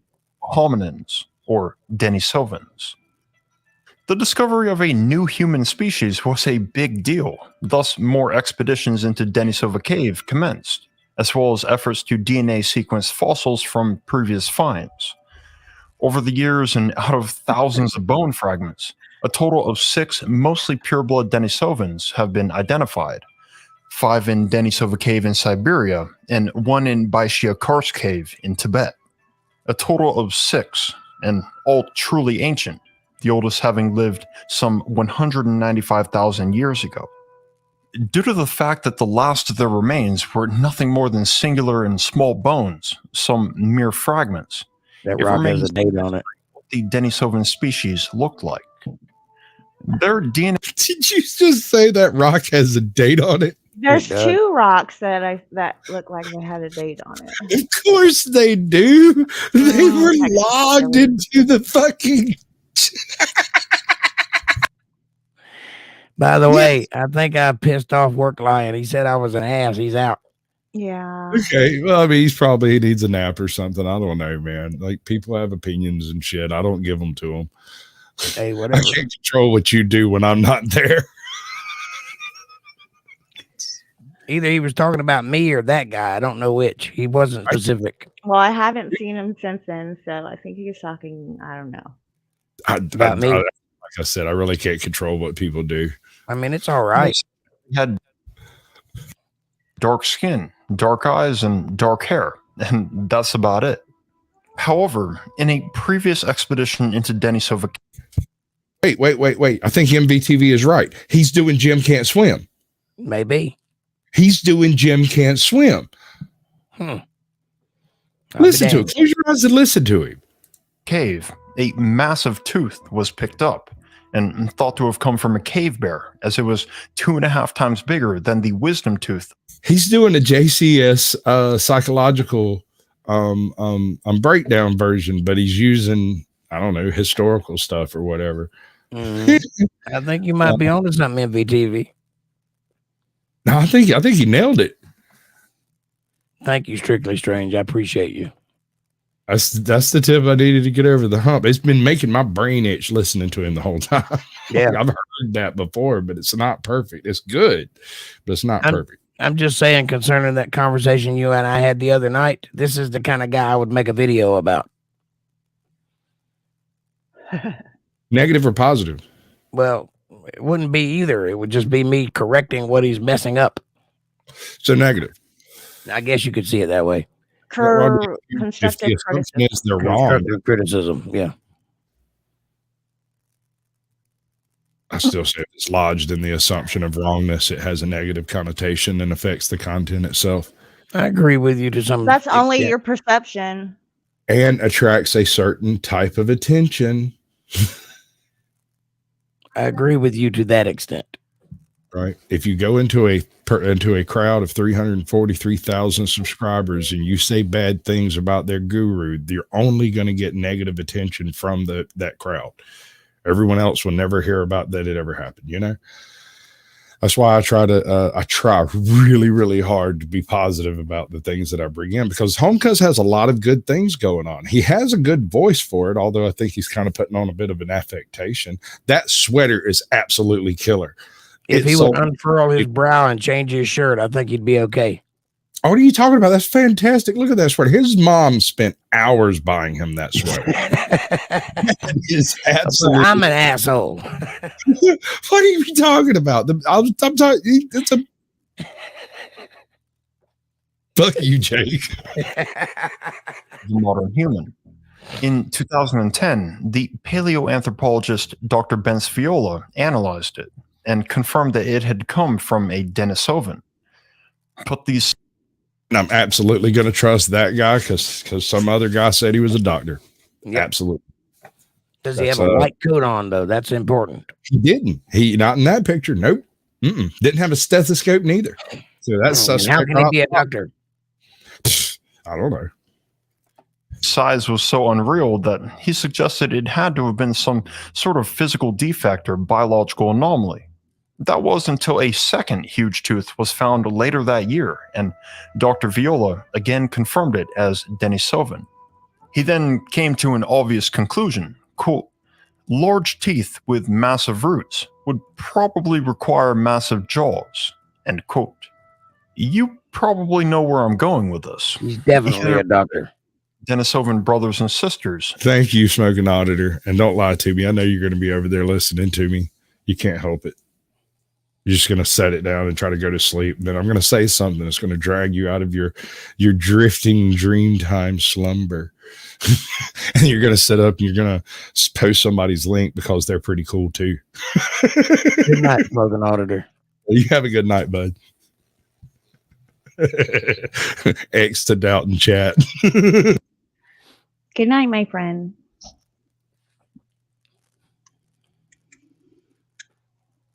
Had a megajaw, or their bodies evolved to be somewhat proportional. Thus, it's possible that the Denisovans may have been giants, and we have to wonder, if the Denisovans were once spread across the world, might they have been the real biblical Nephilim, Islam's Yajuj and Majuj, the Norse frost giants, the Greek titans, the Incan first race, and so many more described by our world's oldest traditions. Have I ever told giants you aren't usually spoken of metaphorically? Pause when I mash buttons. Have I ever told you my theory about the history of giants and why just about every culture has a mythos involving giants? No, but I'm assuming it's because there were giants in the earth in those days. Perhaps so. And I think maybe it could be very easily explained by an encounter with a no longer extant version of ourselves that was more powerful, more potent, and stronger, and therefore giants. For instance, Cro-Magnon, which we have ample evidence for being all across Europe, Asia, most of Africa. They pretty much took over the world right before Homo sapiens walked out. And we, I think, ate them because they were far more aggressive and we were far more organized, right? So we displaced them almost immediately anywhere our remains are found conjoined in the same, relative layers or close. There's an immediate dissociation of layering. Suddenly it's just humans. Like we showed up and ate everybody or something. And I've always assumed that's kind of how it went. Okay. My point being, physically, their anatomy is very similar to ours, but they're not human. They're different. Okay. And, the point being, the muscle attachments on Cro-Magnons are much more robust than ours, and they're shaped a little. And those shapes would imply a much heavier lifting and exertion capacity. And one of the ways we describe giants is as being larger than life, larger than human, more powerful in some way. And this kind of fits the bill. I think they'd make great slave labor. Guess it depends on which bill. Let's ask the chat that one, Fab Daddy. We'll end this poll and we'll see what they feel about it. Oh, wrong button. Let's do this side. New poll. Wait for that one to pop up. And a new poll. Let's start a poll. Which we're going to ask.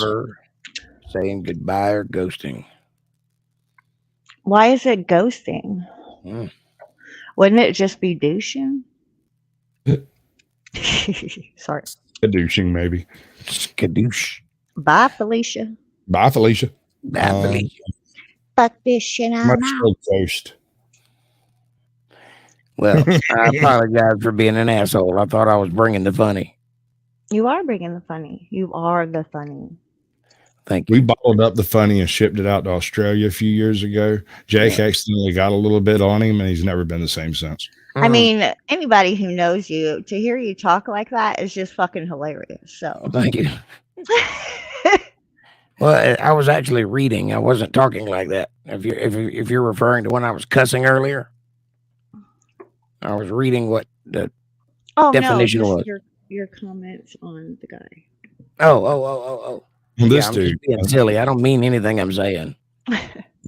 So, my point being is one of the basest points of giants is that they were extremely strong.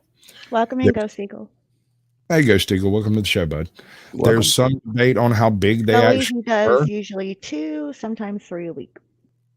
Tuesdays and Thursdays, 7 p.m. Central Time.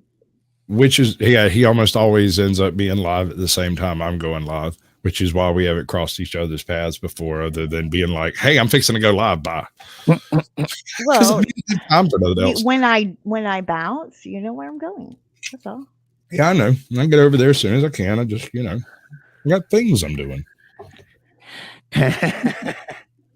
MVTV, you're hilarious. Jake is the pepper on the pepper steak, the sauce on the skitty, the jam on the better go get something to eat before this gets out of hand. All right. Giggity, all giggity. right. Now, see, your point is very valid and according to science. But yeah, I think that the difference between Cro-Magnon, Neanderthal, and Homo sapien is about 25 years. I think they're all the same thing at different ages. So let me see if I can get this straight.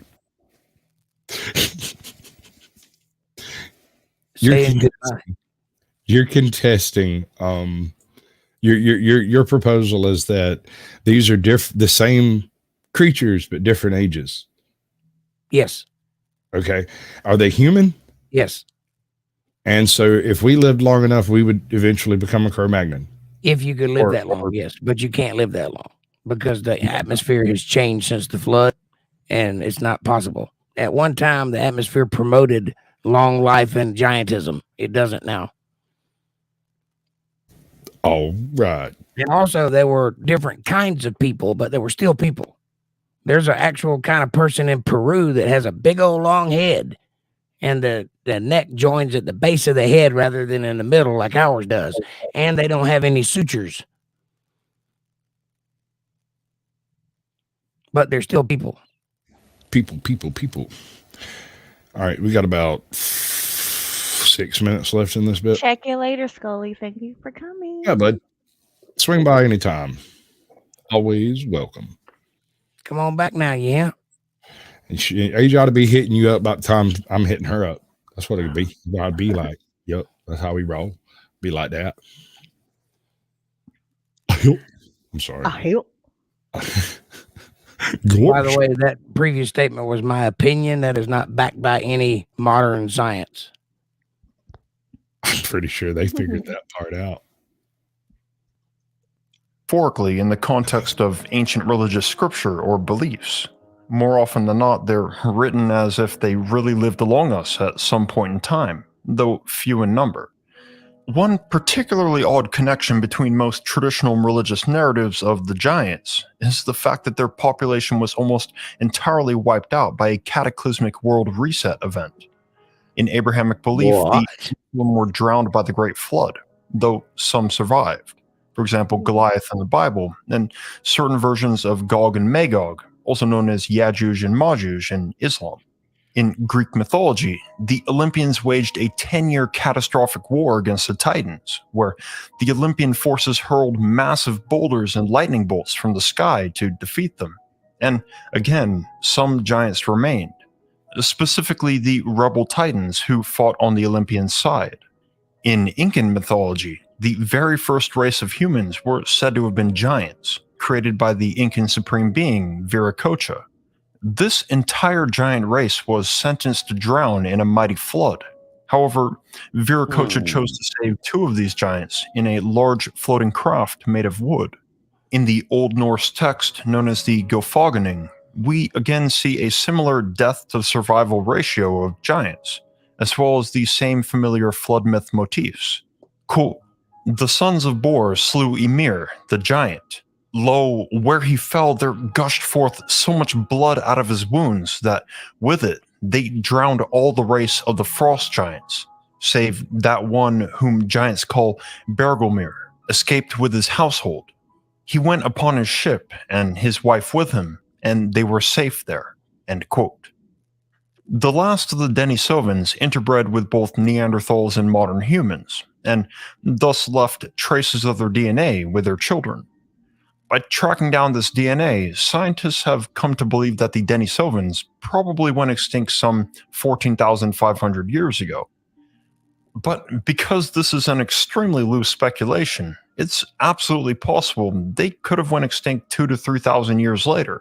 It's also possible they moved. Fit on the Younger Dryas timeline.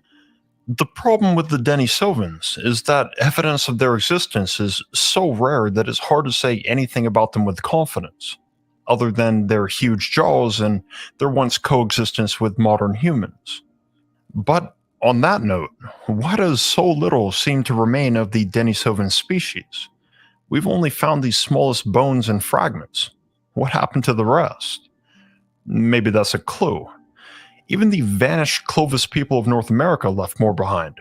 It's like the Denisovans genuinely were wiped from the slate. For as little as we know, there was one artifact found in Denisova Cave that suggests that the Denisovans may have been a technologically advanced people. This was a fragment of a thick chlorite bracelet, which has since been subject to many tests, first sparked by a small hole found on its side.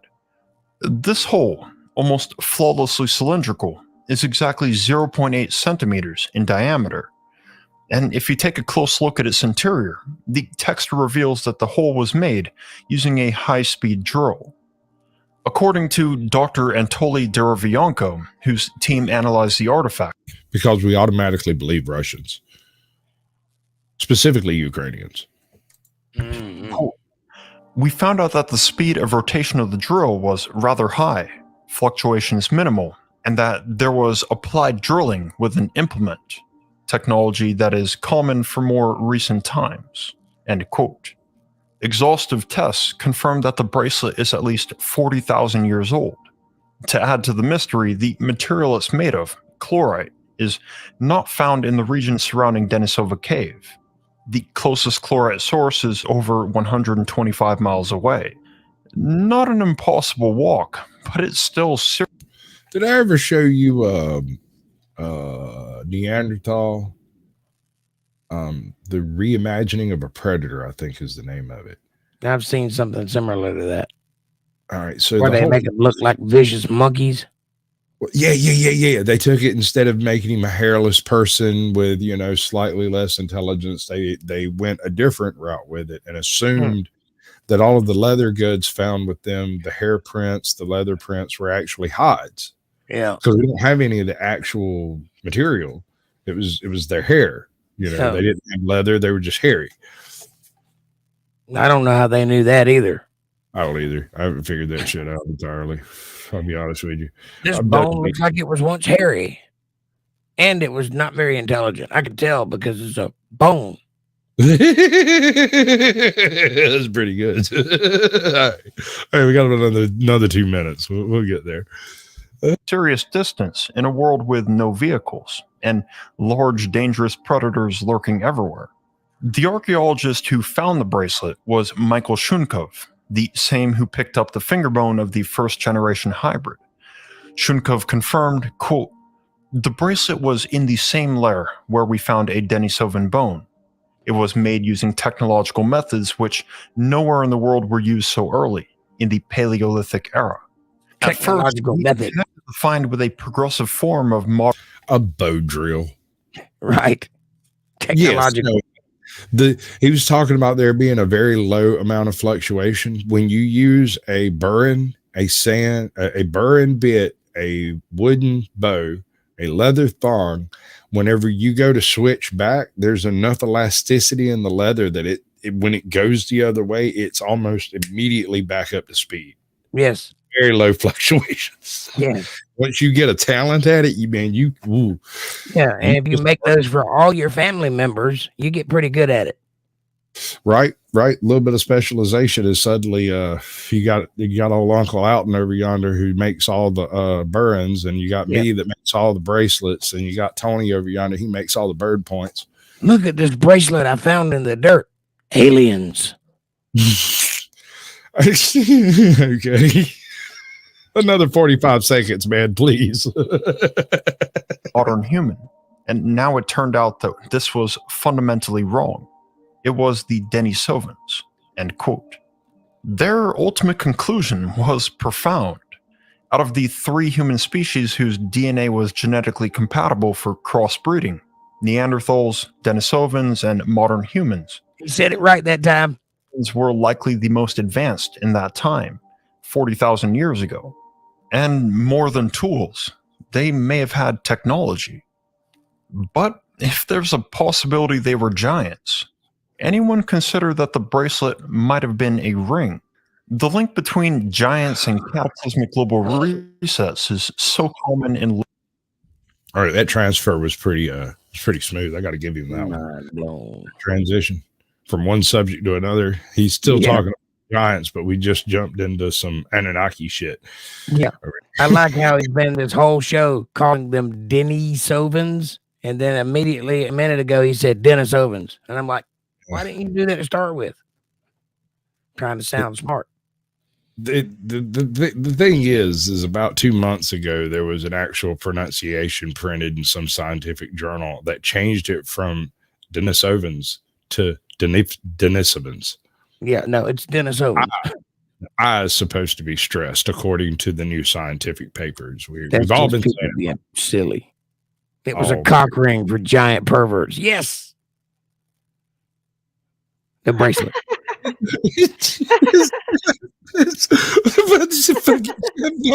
the hell do y'all do this to me? Well, he said it could have been a ring. It's a logical jump to the next thing. Not sure after you just ever a logical jump. I'm just saying, man, like, I don't know where Why you're are there headed. mugshots under you, Sasquatch? Because he's Can't looking you for read? his long lost brother. Can't you read? It says, if you're not here, where the fig are you? So either go out and get arrested or come up on the show. You got your choices. Eventually, you'll be on the show either way. I got GMB-TV. But it wasn't my joke. It was Strictly Strange's. All right. No, it was Blue Unicorns. Sorry. No. Total palate cleanser. Completely different topic. More physical, more action, and a better presenter, in my opinion. This dude does a really good job at breaking down contact sports. And what Not took Joe Rogan again. Oh no, not at all. He's way too big. Let's see. This is called The Modern Martial Artist. Let me try that again. The Modern Martial Artist. It's words, and I can say them. I swear to God. What Are is you the having a stroke? Get her done. I don't know yet. We'll wait and see whether or not I can spell camera. Maybe it's a stroke. It's Kimura. Didn't you read the new paper?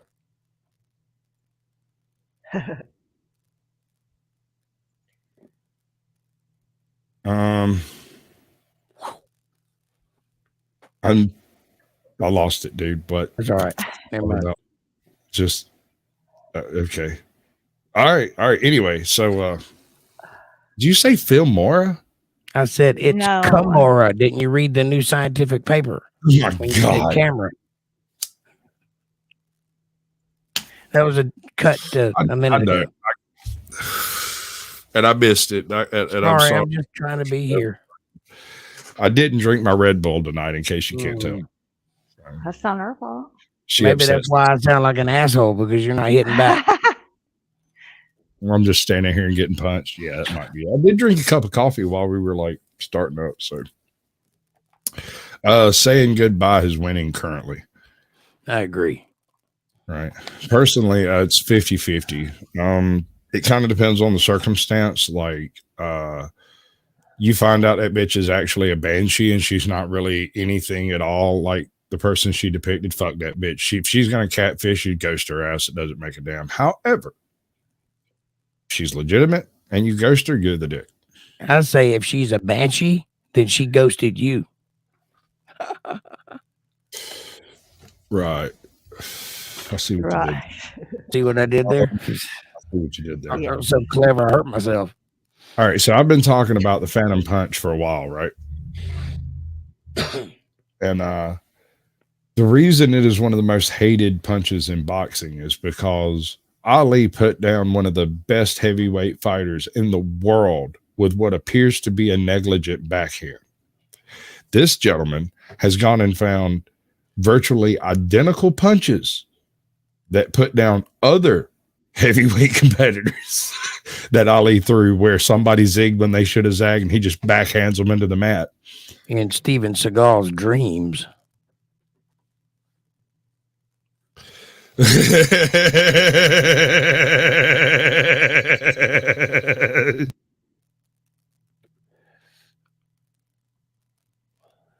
In 1964, there it went. That was an hour and 43 minutes in. By defeating Sonny Liston.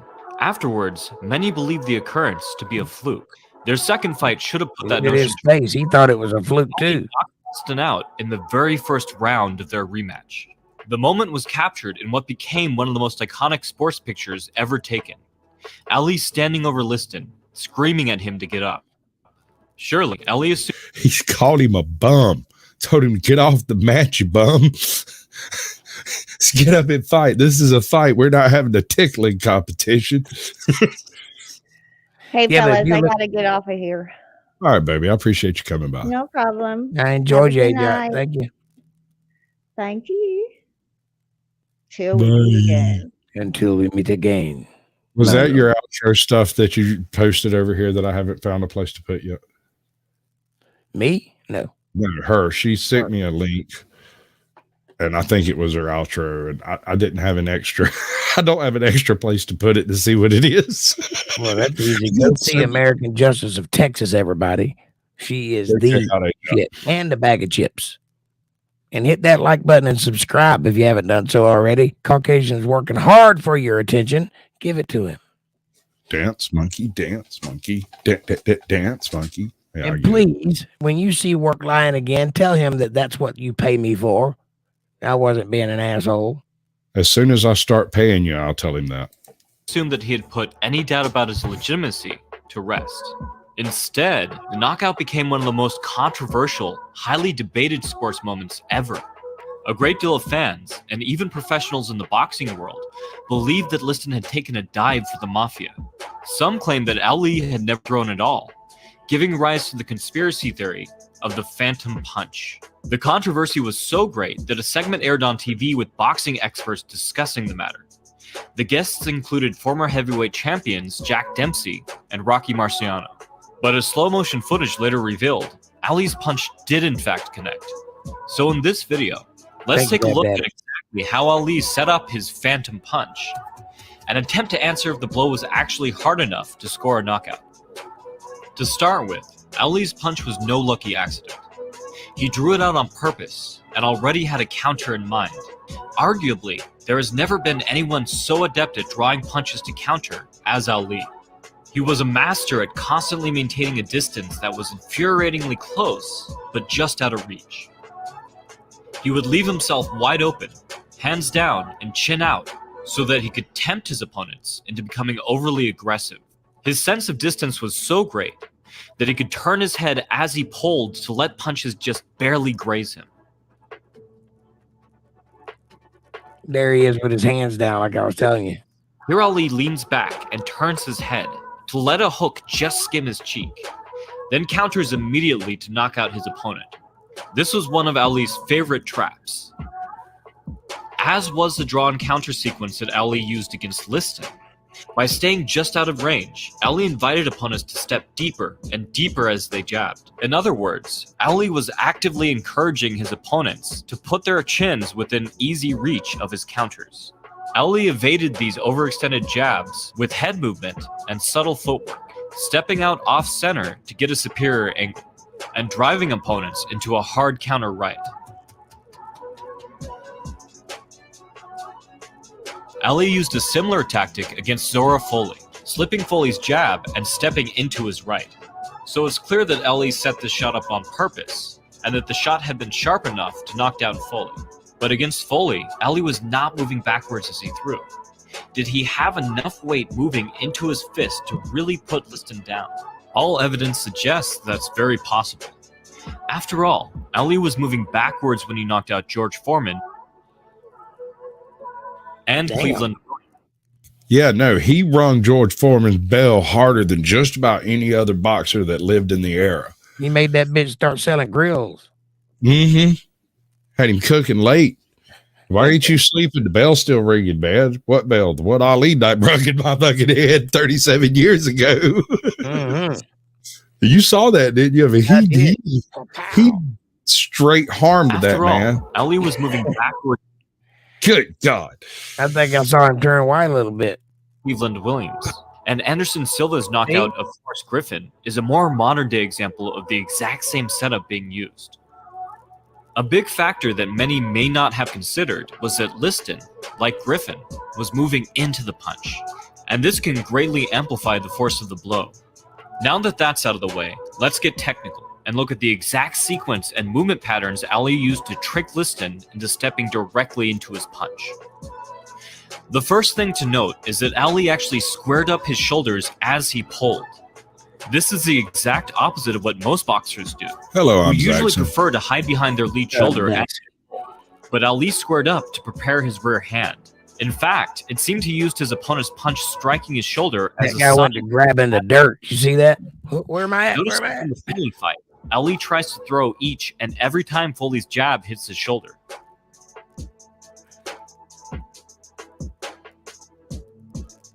Boom. Next, notice how Ali cross steps at the same time, swinging his rear leg behind his front, just as he did in the Williams knockdown. Basically, he cross steps backwards and hops backwards onto that foot so that right before he pulls the trigger on the punch that's coming when he lands, he sets solid. Yeah, and when he's you punching it with a pendulum. Right. And when you run into the end of that punch, if you're moving forward at all, you just knocked yourself out. And so it looked like a negligent backhand just knocked you out. Ali said, I didn't hit him. He ran into my fist. Basically, he's not wrong. Great grandfather screwed it. I agree. Running up their shoulders and cross-stepping are, again, two seemingly contradictory movements. However, they both serve to place Ali's punch directly in line with Liston's chin. Finally, notice how Ali plants down on his rear foot as he connects, and then drops his weight into the punch by sliding his lead foot backwards. Ali's low hand position also came into play, as his that punch so-called phantom punch is just him still swinging. I think he knocked him out a few steps back, and the dude just didn't realize he was unconscious until he got that far ahead. We'll go back to the beginning and let you see the raw footage again. We are at 4:42, 4:45. Very opening bit. Now remember, this match was filmed on a potato. In 1964, Muhammad Ali shook up the world by defeating Sonny Liston. Afterwards, many believed the occurrence to be a fluke. Their second fight should have put that notion to rest, as Ali knocked Liston out in the very first round of their rematch. See that? Yeah. Homecuz was not knocked out. He was bouncing on his feet coming in for an attack. Now, he may not have had all his grits in the basket because he did catch a real hard right cross right before this, but you can't tell because of the quality of the footage whether it's a glove strike or a head strike. It's so blurry. While he's going down, Ali is swinging his arms like this, like he's still punching. And I think that's what they're calling the phantom punch, when I think it happened a few steps earlier. Is what I'm saying.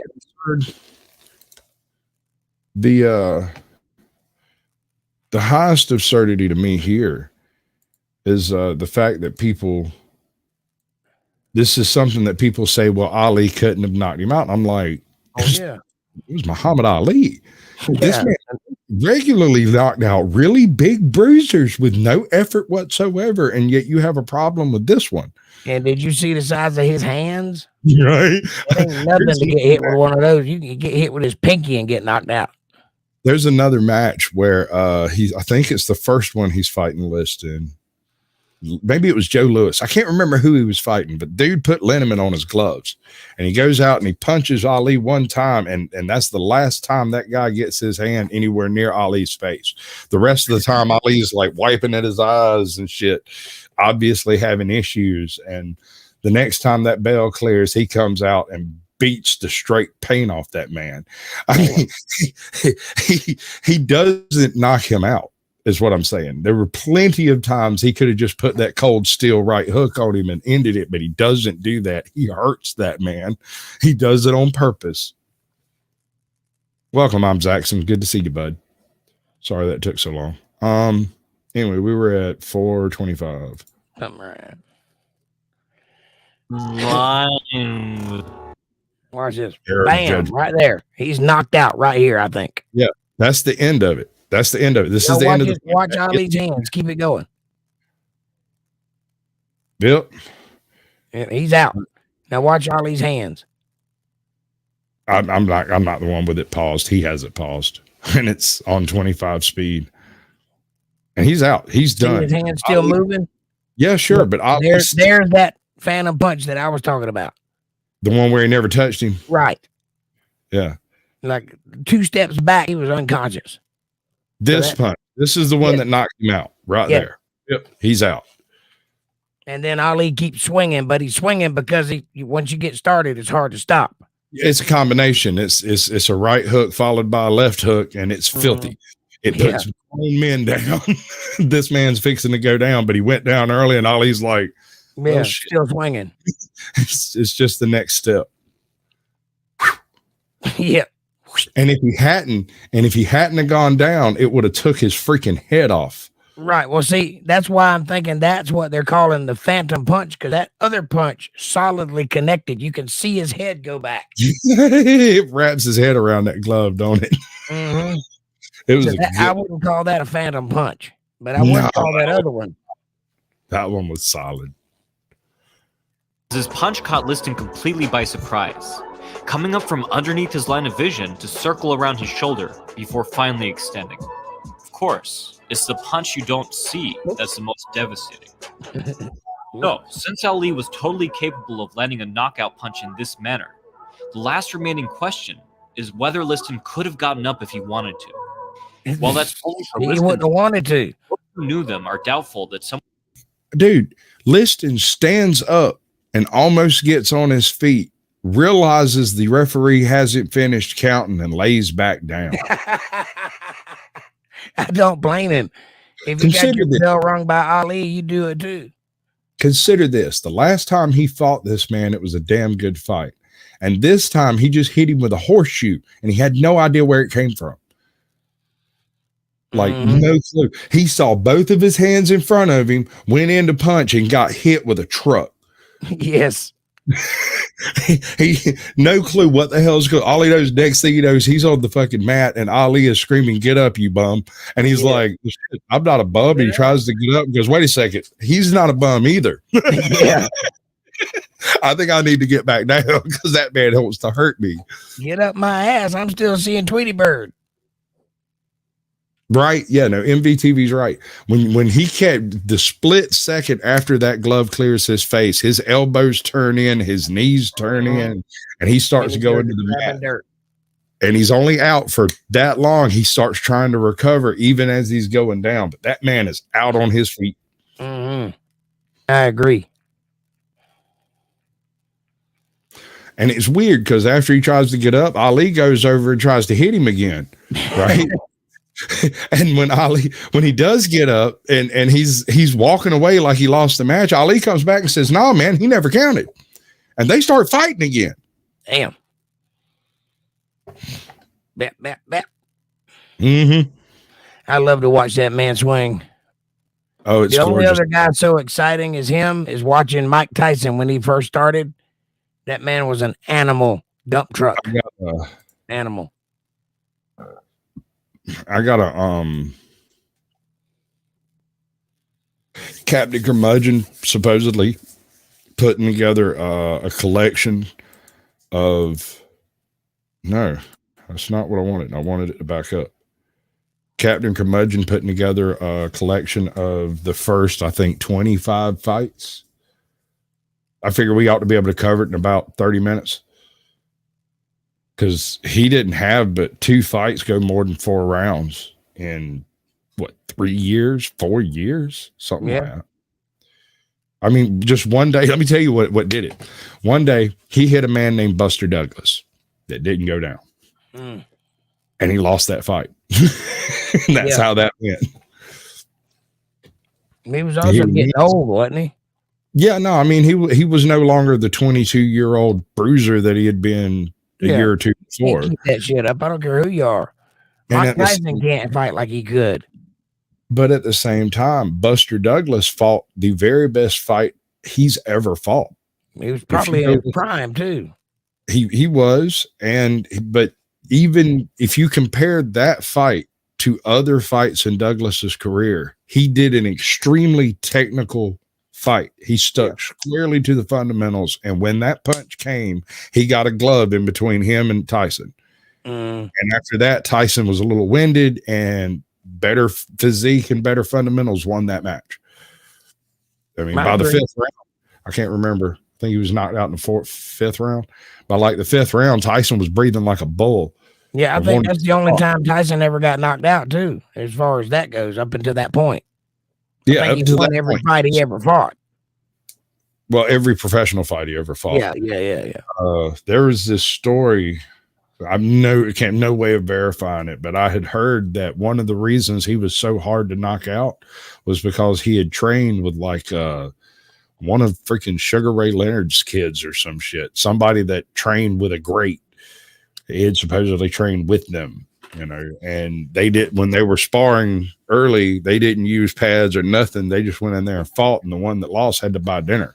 Yeah, I don't know if that's true or not, but I don't doubt it either. I mean, he's a big bruiser. What can you say? But I think that would be a really good show. Yeah, all right, so this dude, this is the last bit I got for the night, and I'm not going to do the whole 11 minutes. I just want you to consider what you saw Ali doing, and compare it to the way this guy moves, right? Oh yeah, so this is that guy that can't be hit, right? Watch it. It's beautiful, dude. It's beautiful. This guy has studied every move that the human body can make and has come up with a way to advance around it. All right. What gets me about this dude is the way where Ali includes footwork into his movements. This guy does it. Nope. He stands just as lead-footed as one of the old pugilists from the 18th century. Yeah, he probably has a picture like this. Right, sitting on his wall. Exactly. He's and a big curly mustache. Good night, Julie. Good. Thank you for coming by. Good night, Julie. Hopefully I'll see you tomorrow.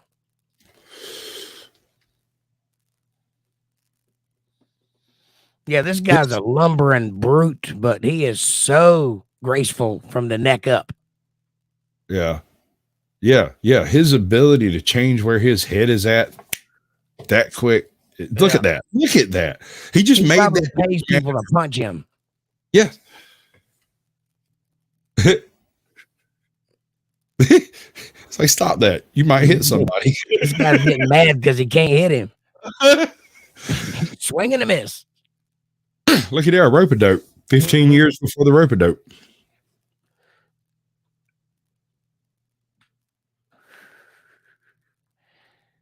Now they're playing patty cake. And you notice this man don't throw a whole lot of punches. Not unless it matters. Right. The only ones he throws are the ones that are going to drop you, and you have only one choice. Move, because both your arms are already trying to hit him. You can't defend yourself. You've got to move. Look at him. He's taunting him now. He's leaning into him. Yeah. Look at that. He's probably whispering to him, hit me, you punk. Yeah. Oh, you missed again. You missed again.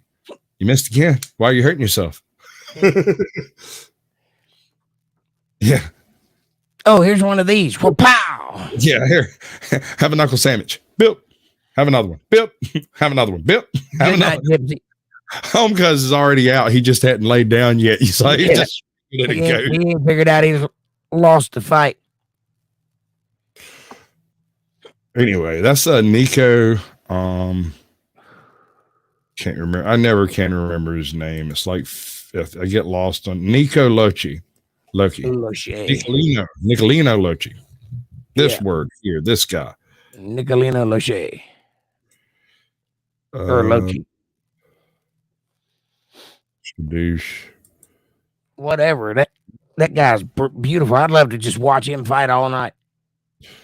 Yeah, I don't know that there's a whole bunch of footage of him fighting, but there should be, dude. I mean, somebody should have followed this guy around and just took notes and stuff. This looks like at the very beginning of the televised sporting events. So I doubt there's anything. But I bet you there's stories about this guy. Oh, yeah, right. I would like to find the generation of boxers that he trained. I bet they were just ungodly.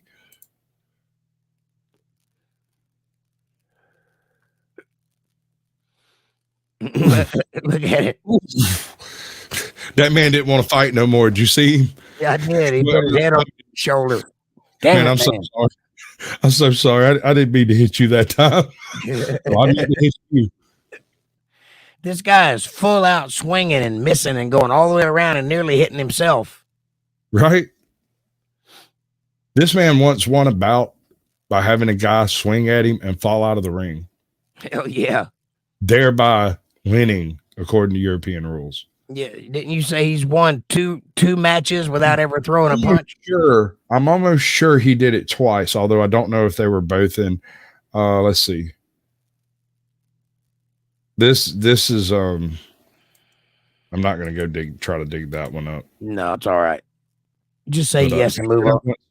Nicolino once sent a man crashing without ever touching him, and like the rest of his style, he accomplished this through brilliant use of level head movement. Mm-hmm. Absolutely amazing. I bet you $1 bill this guy paid people to punch him. Random punches. And he studied the human language. He knows every move it can make and the distance of the arm, and he has a prepared movement for every move you can make. I bet he wrote a book on it. It's probably in Italian. We'll never read it. This video is in Portuguese. That has Spanish subtitles, yeah. It was the only place spot on his head from punches swishing by. The stress of being so close to disaster. Yeah. Right. The gloves are rubbing the hair off his head. Right. Abrasives. Absolutely gorgeous. All right. Anyway, I just wanted to show you all that. The comparison between that and freaking Ali is glorious. And that is the end of our show. That's all I got. Hey, thank you for having me, buddy. I appreciate you, and I love you guys so much. Thank you all in the chat for putting up with my nonsense. I promise I'm not an asshole. Come watch me. You'll see. Have a good night, everybody. He's lying to everybody in chat, by the way. But that's okay. We love him anyway. We're going to do away with this thing. And then this thing. And this thing. Oh, and that thing too. And then we're going to do this. Skadoosh. Skadoosh. And then this thing. Skadoosh. And yeah, basically that's what's fixing to happen. I'm going to turn the lights down and probably put on some random movie. Let me find the buttons over here and we'll do that thing. I'm going to go get something to drink because I have the hiccups. All right, man. I'm going to drop you backstage and we'll be, I guess we won't be back. We'll watch a movie or something. I don't know. All right. I got something planned, I'm sure. Good night, everybody. Good night, everyone. I've got a thing over here that's supposed to actually take care of this whole situation somewhere. Where's it at? Did you miss us or is it the outro? Sorry. Good news, though. We're going to have to move the party somewhere a little bit more private, but you're all invited. Lorenzo will give you the details. Yeah! Hey, she was a cutie in a sundress.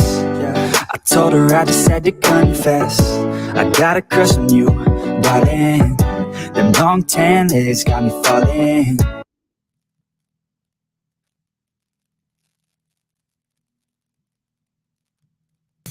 I can't touch the, there we go.